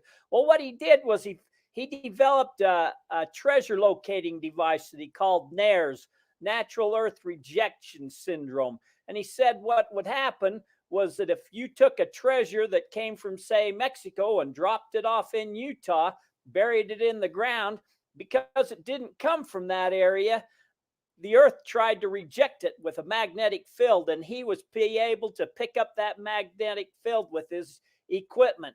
Kind of like hot rocks are, you know, these hot rocks, they came from a different area. They was deposited by either glaciers or some other reason. And when you detect them, because they're not from that area, they go off as if they're metal, but they're not. They're just not from that area. One of the many treasures that Richard claimed to have found the location to with his equipment was Montezuma's treasure in southern Utah. Richard was kind of a history buff, and he always wanted to know, how did that treasure end up being there? So he kind of backtracked and re-engineered and studied the history to figure out what went on and why the treasure was where it was at. The history that he came up with for this Montezuma's treasure in southern Utah is crazy, and it deals with the Mormons. I'll let you listen to his story here of how he figured this happened. I don't know that I buy into this, but it's an interesting story anyway. But he does give the location of where he says Montezuma's treasure is at. After Richard's wife passed away, he just kind of fell off the earth. So I went to California and tried tracking him down because I hadn't heard from him for quite a few years. And I found him. My goal was to get a few interviews out of him because he had a lot of great stories and he was a wealth of information. But sadly, Richard had gotten dementia, and so all his faculties wasn't there. He could remember some of the stuffs, and he was still have a little bit of a conversation, but nothing like the old Richard used to be. Shortly after I met with Richard, he passed away. So he's been passed away now for a few years.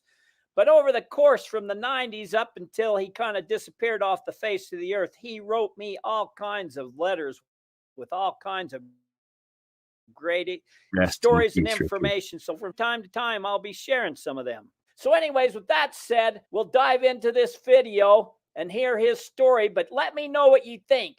Do you think this story he's come up with is pretty far-fetched, or do you think it's possibility that this history and where the location of Montezuma's treasure is could be real? Leave your thoughts in the comments below. Let the rest of us know what you think. And don't forget to smash the like button. I don't know if it helps me with YouTube or not, but it sure makes me feel better. And if you're not subscribed, please subscribe. In this area of American history in modern times, we're going to bump into Mormons, because the Mormons were the only whites on the high plains of Utah 150 years ago. I find that Mormon history is interesting reading. Mormon history deals with an ostracized people that survived very well in wilderness wasteland. They got along marvelously with the Indians and other people. They were successful survivors and happy people. They were very secretive to a point of absurdity about much of their past experiences.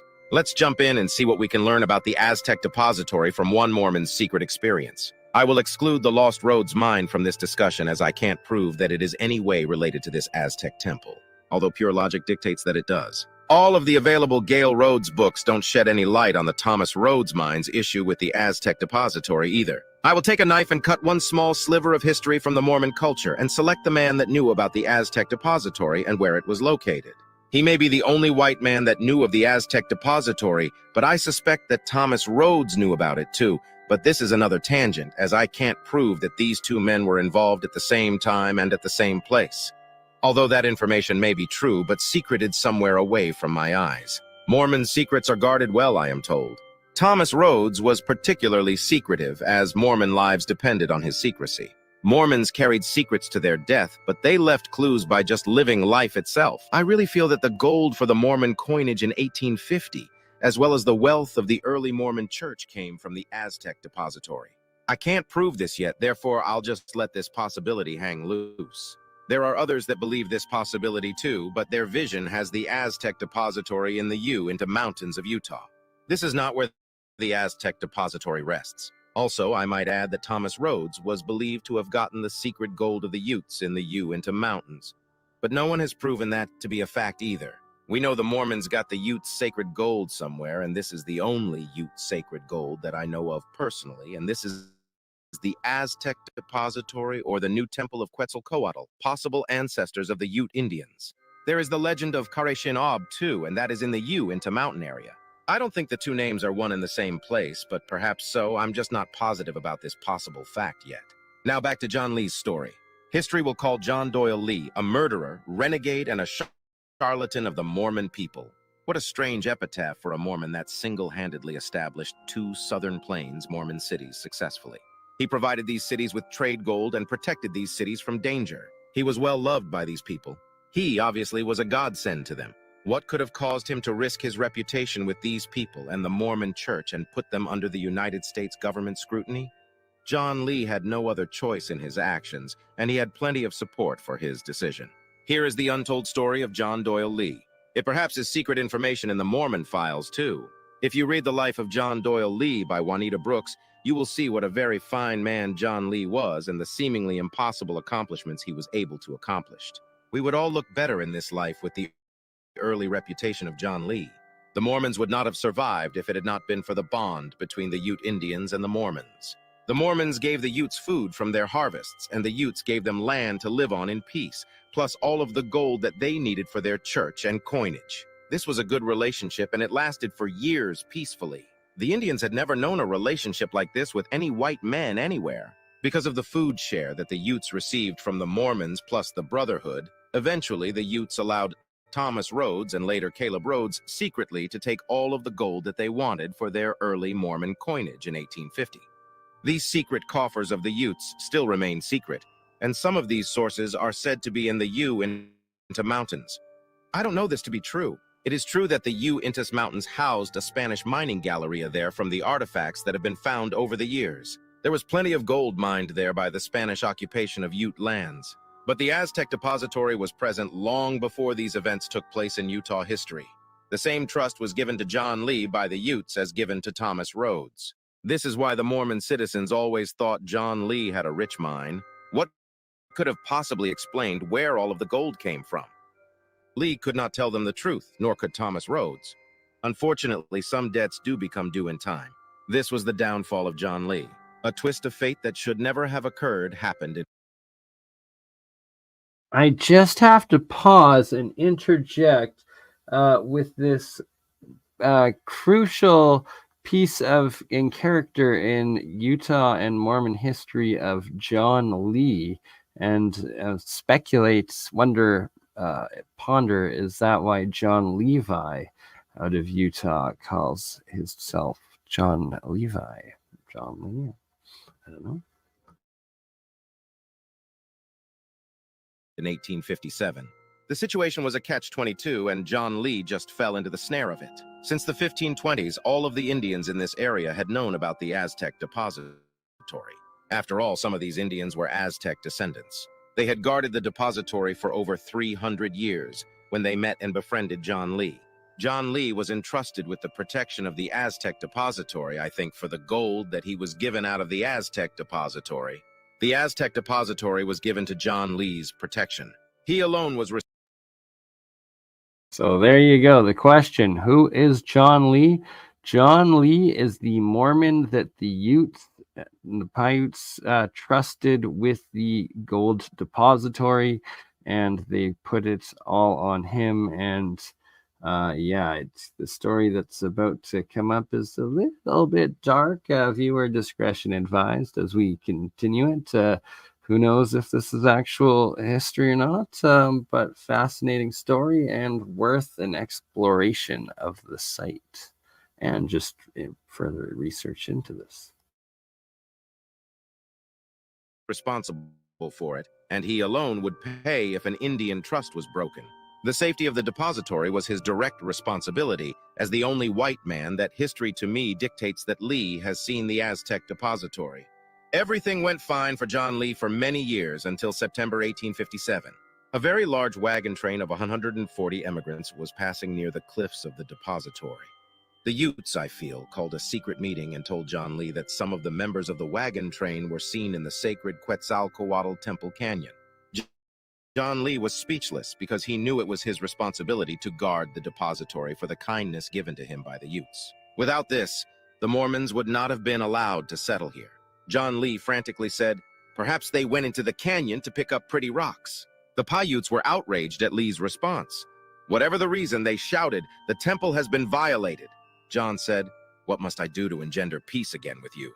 The Paiutes said, "We want you to kill all members of the wagon train to guarantee the secrecy of our secret." John Lee said, "I will not do this." The Paiutes said, "Then we must kill all of your people in payment for the violation of an honored trust with us." I feel this is what John Lee did.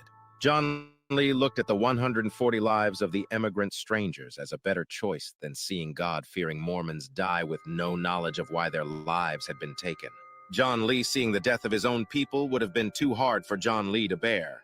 John delivered this demand of the Utes to the church elders for their consideration.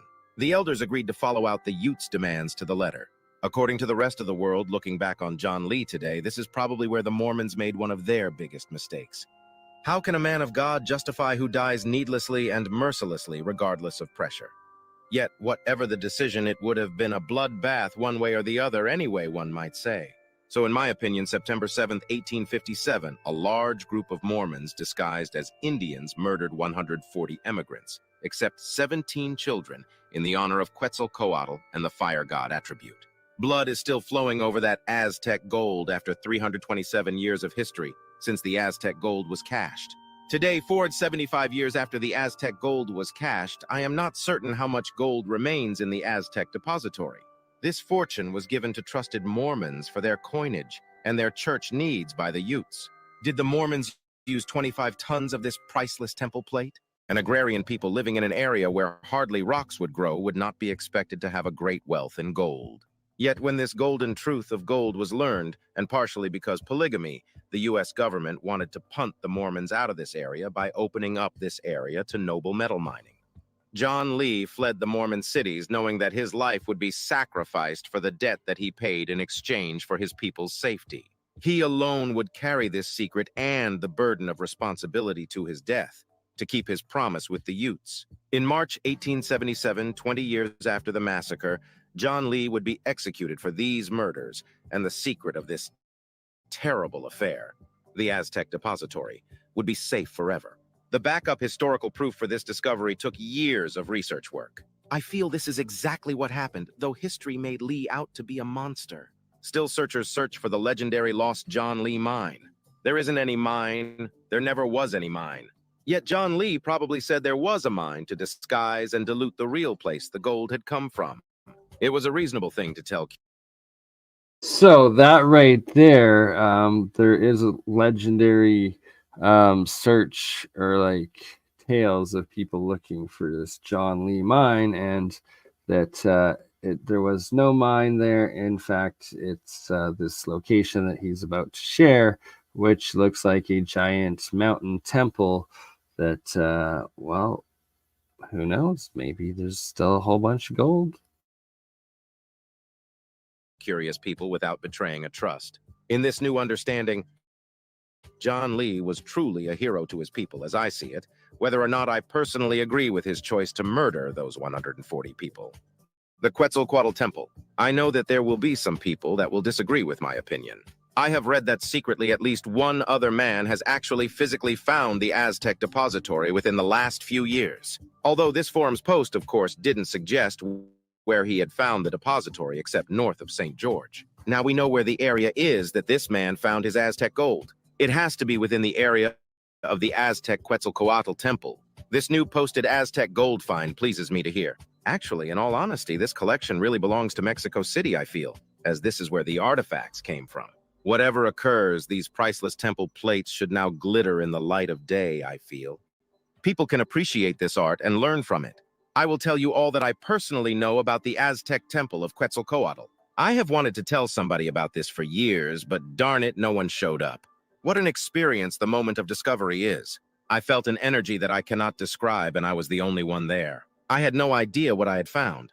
After this mysterious and very emotional experience, sort of in a daze, I drove home. I knew I had discovered something important, but I didn't have a clue what it was. I spent only 30 minutes in the library to find out what I had discovered. This was the information that Cortez and Coronado murdered to try to obtain. And it is the riddle that Freddie Crystal hoped to achieve as well. You cannot possibly understand the feelings that I had in the public library holding that book that hundreds of people before me had held and read. The information that I had obtained was not written in the book, nor was it known by the author that wrote the book. The riddle was in the photographs within the book that I was holding that was invisible to the camera that took the pictures for publication. Don't ask me why I thought what I had seen in Utah was somehow Aztec related. I just felt that it was a beckoning whim, I guess. A gut feeling, if you will. That sixth sense in all of us. I thumbed through the pictures of the temples in Mexico City. Then, as if one moment in time was frozen, I stared starkly at one picture in the book. It was a picture of the Quetzalcoatl Temple. My mouth fell open. There it was, I muttered to myself as other people in the library glanced curiously my way. I was looking in a book about Mexico City. Yet what I had just seen in this book, I had just seen in Utah. Am I asleep? I murmured. After the priceless information I had obtained, I took a crash course in Aztec mythology. Of course, I realized what was in the temple in Utah, even though it was a natural edifice. I needed at least a second opinion. Much of what I had experienced, after all, was commonly known Aztec history. I was so excited.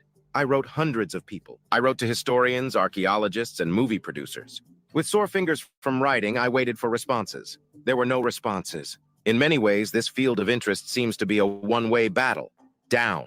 This is why I have said...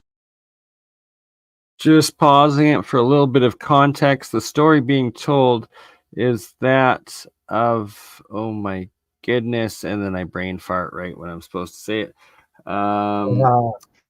Terry Carter telling the... Why won't it? Come on.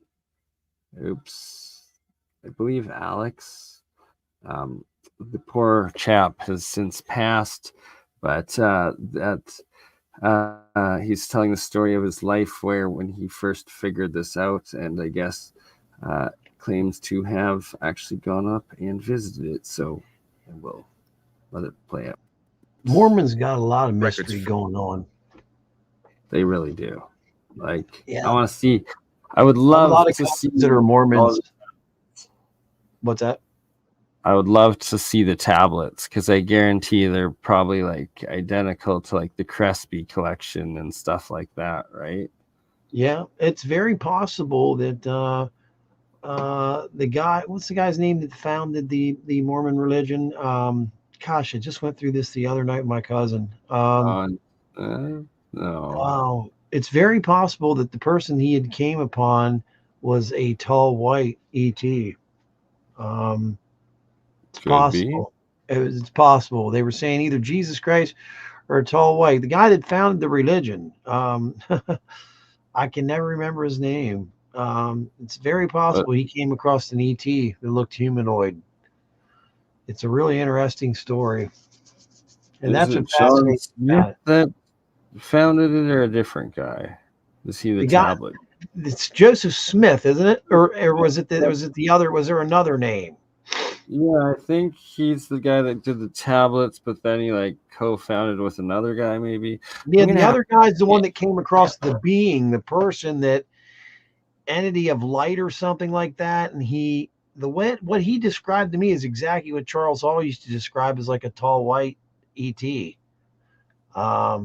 made it way more fascinating to me. I was talking to my cousin the other night about it, but I didn't take any notes down for some reason. Yeah, there's Joseph Smith. He founded the religion. Who's the one that saw? Was Joseph Smith the one that saw the being? I believe so, and then did the translations of the ancient tablets. Yeah. It is interesting stuff, man. It definitely is. All right, let's finish this off. It gets even better. Free for all to ponder and to appreciate today, since so much of our later history was derived by Cortez's gold-seeking and later Coronado's murderous and destructive fiasco searching for this very new Quetzalcoatl temple disgraced and ruined socially forever. The shot put man. An acquaintance of mine, Terry Carter, told me that if I ever published anything, I could use his discovery, the shot put man.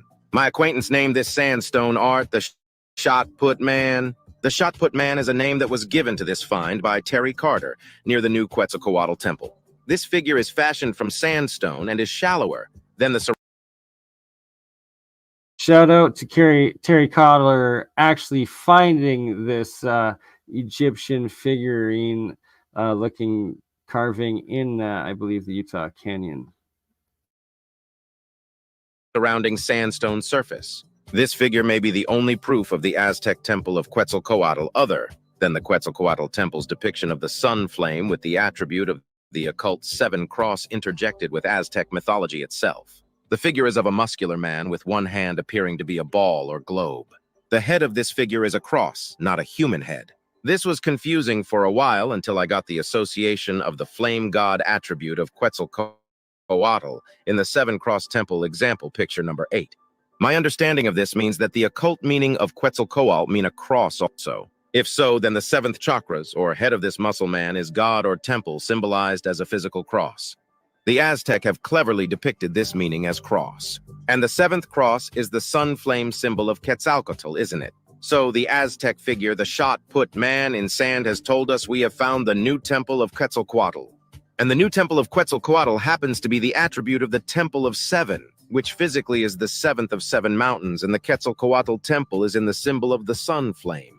This seems to be the correct interpretation as I see it. Just exactly why is the hand that's a ball or globe? Because this is the sum, which is the flame symbol for the actual Quetzalcoatl temple. The shot put man shows us two symbols, sun and cross. Both of these symbols together mean the Quetzalcoatl sun flame temple or Aztec depository. As of the 1520s, this Quetzalcoatl temple now replaced the Quetzalcoatl temple in Tenochtitlan. The eye is another symbol submitted by the same associate found near the temple. It is quite small, for above it is a roll of film for sizing forming a black shadow. Also not pictured is a stone held up off of another stone by three smaller rocks. Neither of these two symbols do I know the meanings of. Perhaps readers do. It is very clear to me that the depository has easy access because key Utes and Mormons have taken gold out of the Pausing there just to state that the documented that there was this like shot put carving as well as what looks like a giant megalithic dolmen, both within the vicinity of this mountain depository of the Aztec gold. Depository numerous times, in my opinion. The Aztecs became masters of masonry. They could have put the depository vault within this area anywhere. You have learned the important significance of some Aztec history. Much of this meaning has baffled many searchers of the Aztec depository. You may have some idea of what it will take to recover the incredible legacy. Do not ignore the total structure of the temple for other possible locations for the Aztec depository room. The fact is, what will someday be found within this temple area was hand-hauled 2,000 agonizing miles by men. This still is very difficult to comprehend today. Many of these people died, and many local Indian tribes assisted the Aztecs in their hour of need. It was a selfless sacrifice that few people realize today. The Aztecs were once the highest evolved civilization on this hemisphere that once existed. The Aztecs tried to cling on to what they had built and achieved in the Uinta Mountains. They loved their cultural way of life just as we love our country. Is this the time for these artifacts to see a new world? Will our world welcome these artifacts and honor them and understand them? Please. I hope so. The Quetzalcoatl Temple. Until this story, the Quetzalcoatl Temple has been kept a secret by hundreds of Paiute Indians, plus a couple of white people to boot. I have broken this silence because I have taken no oath to secrecy. I personally think that enough time has passed to once again have these artifacts see the light of day. I fail to see how allowing them to rot in the ground by silence or ignorance serves anyone. I know. So he wrote down and recorded this testimony with Terry Carter long before his death, and then after his passing now, Terry has published this story through AI and making it public, and that this is a potential disclosure of a very sacred, ancient, indigenous, treasure trove. Did know you that hear there will him be say some the people that will Uinta disagree Mountains? with my opinion. Sorry, what was that, Dan? Did you hear him say the Uinta Mountains, right? The Uinta Yeah. Mountains, the Uinta Basin, that's where Skinwalker Ranch is. Oh, really? Oh, yeah. Yeah, in Utah. Yeah. Yep. So could that just be a psyop of like, hey, don't come here. There's all sorts of crazy intergalactic dino beavers. Isn't But that in weird fact, how they're all that taking Montezuma's treasure. isn't that weird how all that is mixed together? I mean, think about that once. The Uinta Basin, the Uinta Mountains, it's all the same place. Skinwalker Ranch is where they're talking about that location in Utah, yes. That is one fascinating connection, and It we're gonna definitely have to is. look further into how close it is. Yep. Especially the law that controls this land. These one-of-a-kind recovered pieces may travel around the world and be sold anywhere. Some artifacts may need to be melted down because of legal lust by people of the law. Whatever occurs, these priceless temple plates should now see the light of day. People can appreciate this art and learn from it, whether this is in photographs or the original objects themselves. I have drawn a zero in my efforts to secure these artifacts because I do not possess all of the talents necessary for a safe and secret recovery. Perhaps you will have more talent in this enterprise and more funds than I had available to me. I will tell you all that I know about the Holy Temple of Quetzalcoatl. In 1984, when I was standing motionless at the end of the Zion National Park Road, I was looking directly at Shuntavi Butte.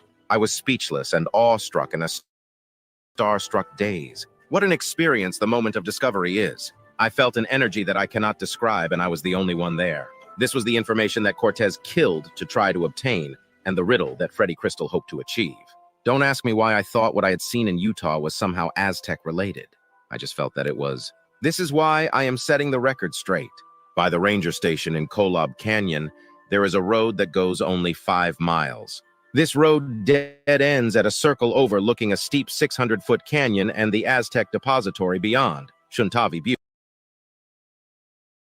I pause it here. So he just stated exactly where this is by the ranger station, and it looks over Shuntavi Butte, and that looks like a giant monolith of like an ancient castle if I've ever seen one. Like that's pretty Yeah, epic you're place. right.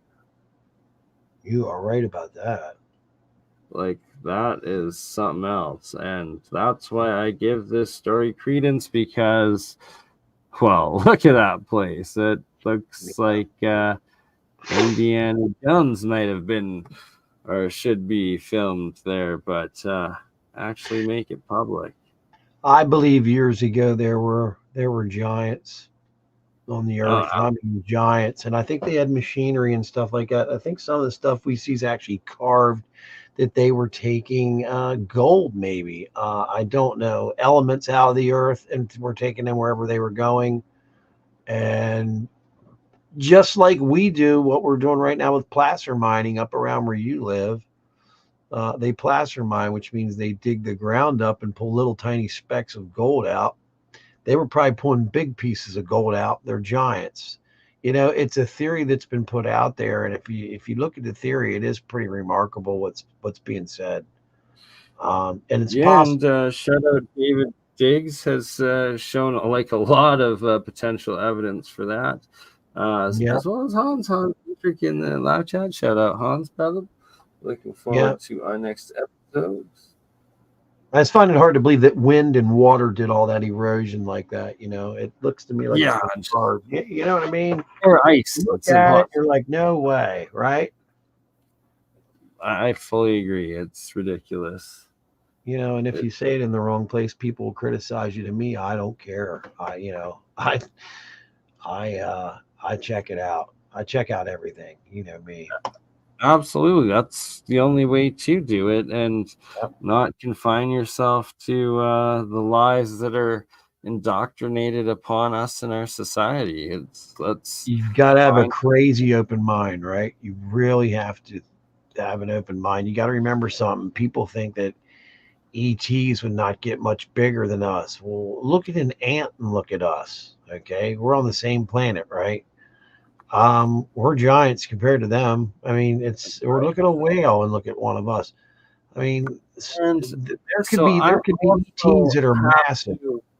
I have to state that I also am 1000% a proponent that there was giants in those days, and then the days of Atlantis and pre-Atlantis Lemuria, and that in modern geology and biology and biogeological records of fossils, they have the megafauna of the Younger Dryas, and that there was this this catastrophe of the Younger Dryas event, but that there was giant beavers, giant armadillos, giant bears, giant saber-toothed, giant elephants being mastodons, and giant mammoths, and giant freaking hairy, giant everything in mammals. So why wouldn't there also be giant humans?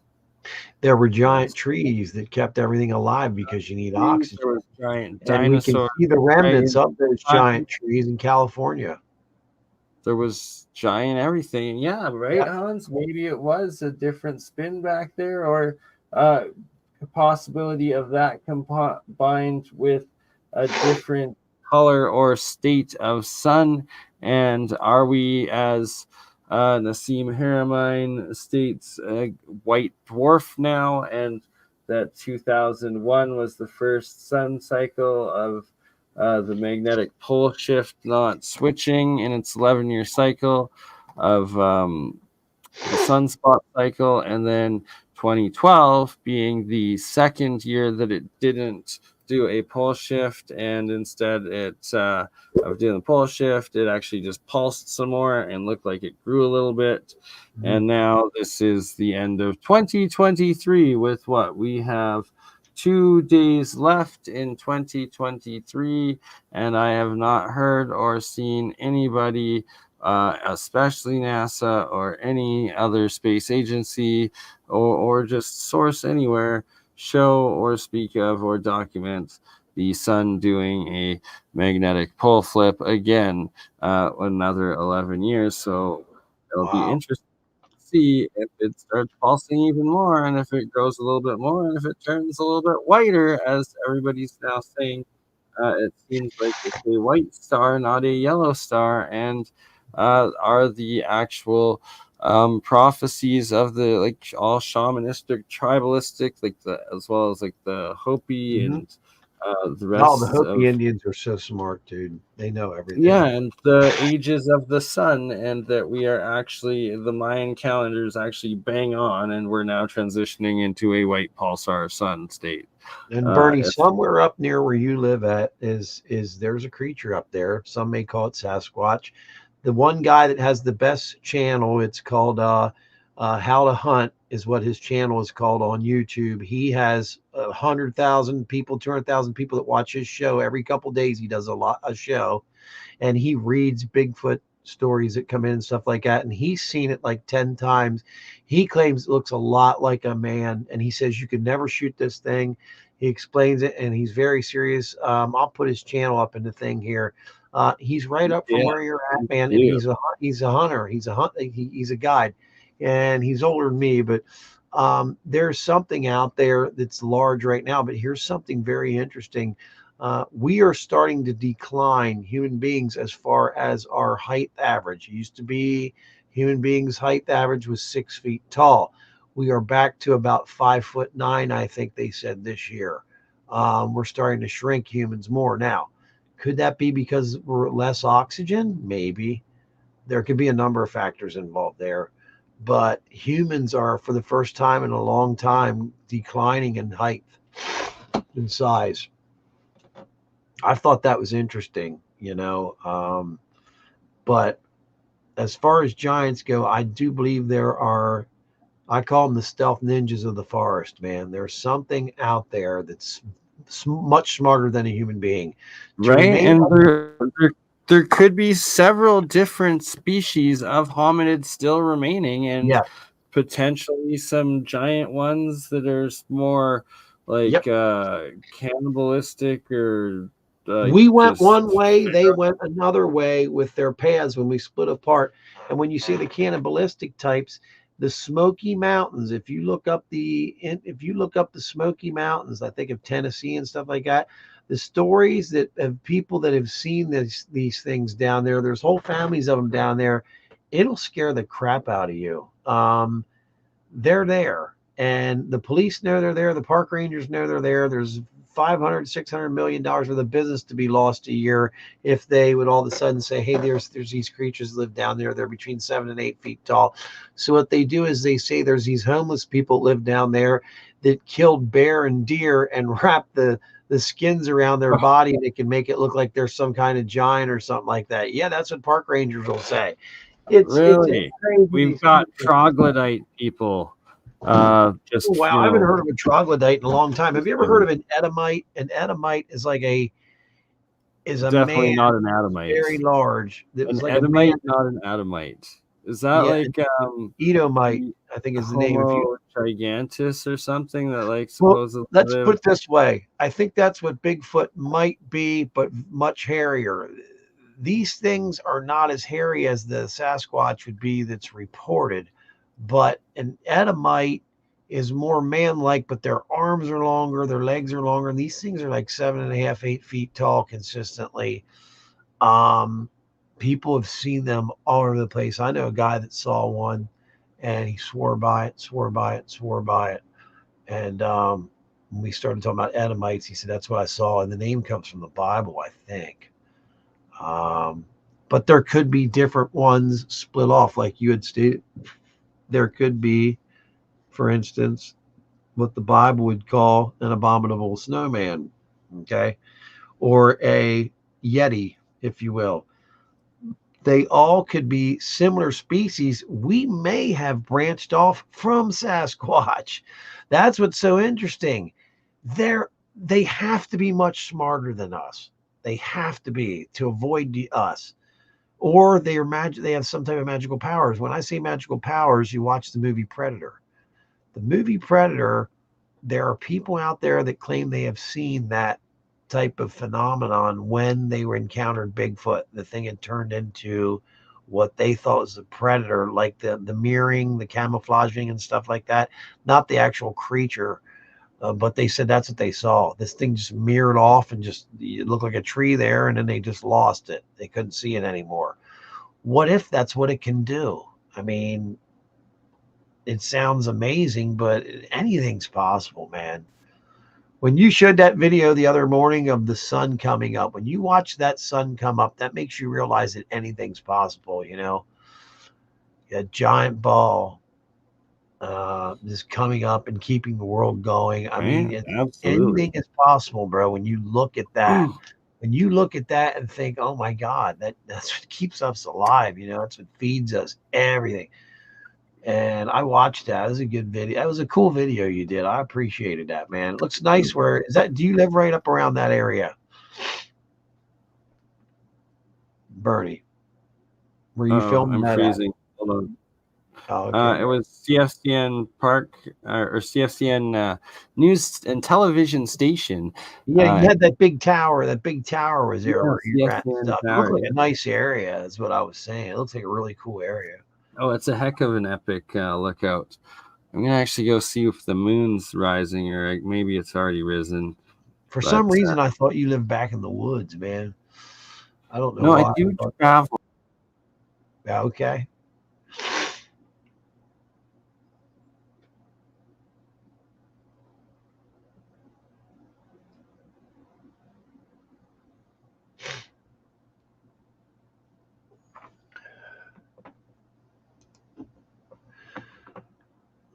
let's see here in the comments. We have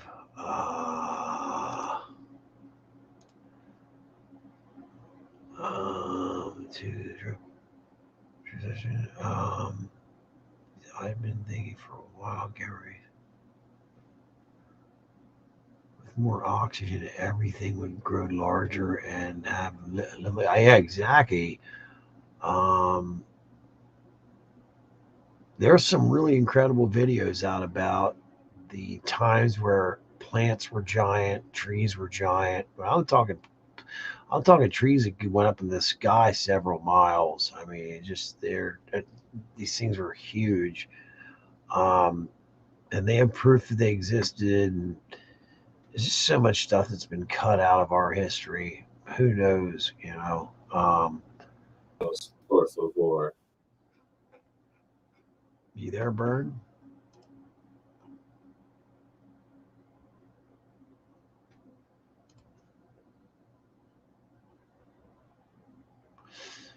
If you're looking for aliens, though, I'm not sure. Yeah, an octopus. I agree with you there, man. An octopus definitely is especially a large one. If you get up close to one of them things and stuff, and you're looking at one of them, they are very bizarre. But man, are they very stealth creatures when they're in the water, just gliding along and stuff. It's incredible. We look so much different than them. They look nothing. There's nothing about them that suggests we're related to them at all. What's that? The guy on here said about look no further than an octopus. You know, it's like, oh yeah, octopus are as alien as they come, and like what's below? We don't really know what's 500 miles below us. I know when you see those eyeballs, right? What's that? Can anybody actually say with certainty they know what is 500 miles below us, right? Like they have no idea. No, they don't. I've often thought that these tic tacs that are being seen possibly are interterrestrials, meaning that whatever we're seeing is a very, very, very smart, intelligent break off or whatever they are of whoever that just for some reason they live down in the ocean and they're just way smarter than we are, and they build vehicles that they fly out of the water with and fly into space with. They may. Look at this. Tic Tacs are us aerogel. That's the newest one going around. That came from pretty much Jeremy's show. I don't know about that. Yeah. You know what's really interesting about the Tic Tac story? I'm going to tell you. In 2004, when Charles Hall wrote his book about the tall whites, he not only described, if you go back and look at his pictures that he did, in 2004, he described the tall whites vehicles as Tic Tac looking bright white cylinder looking crafts, just it like came from Joshua Bertrand. Shout out to you, brother. Being the whistleblower, with coming forward as a government worker with the patents that and information on both the Chinese and American aerogel drones, I believe, but wow, not sure. See, that's yeah, I saw that when they were talking about that. Was blown away because when they put the aerogel in that like little field of energy, it floated. Is like I was like, what the hell? And aerogel's been around for a long time. You can buy it, you know.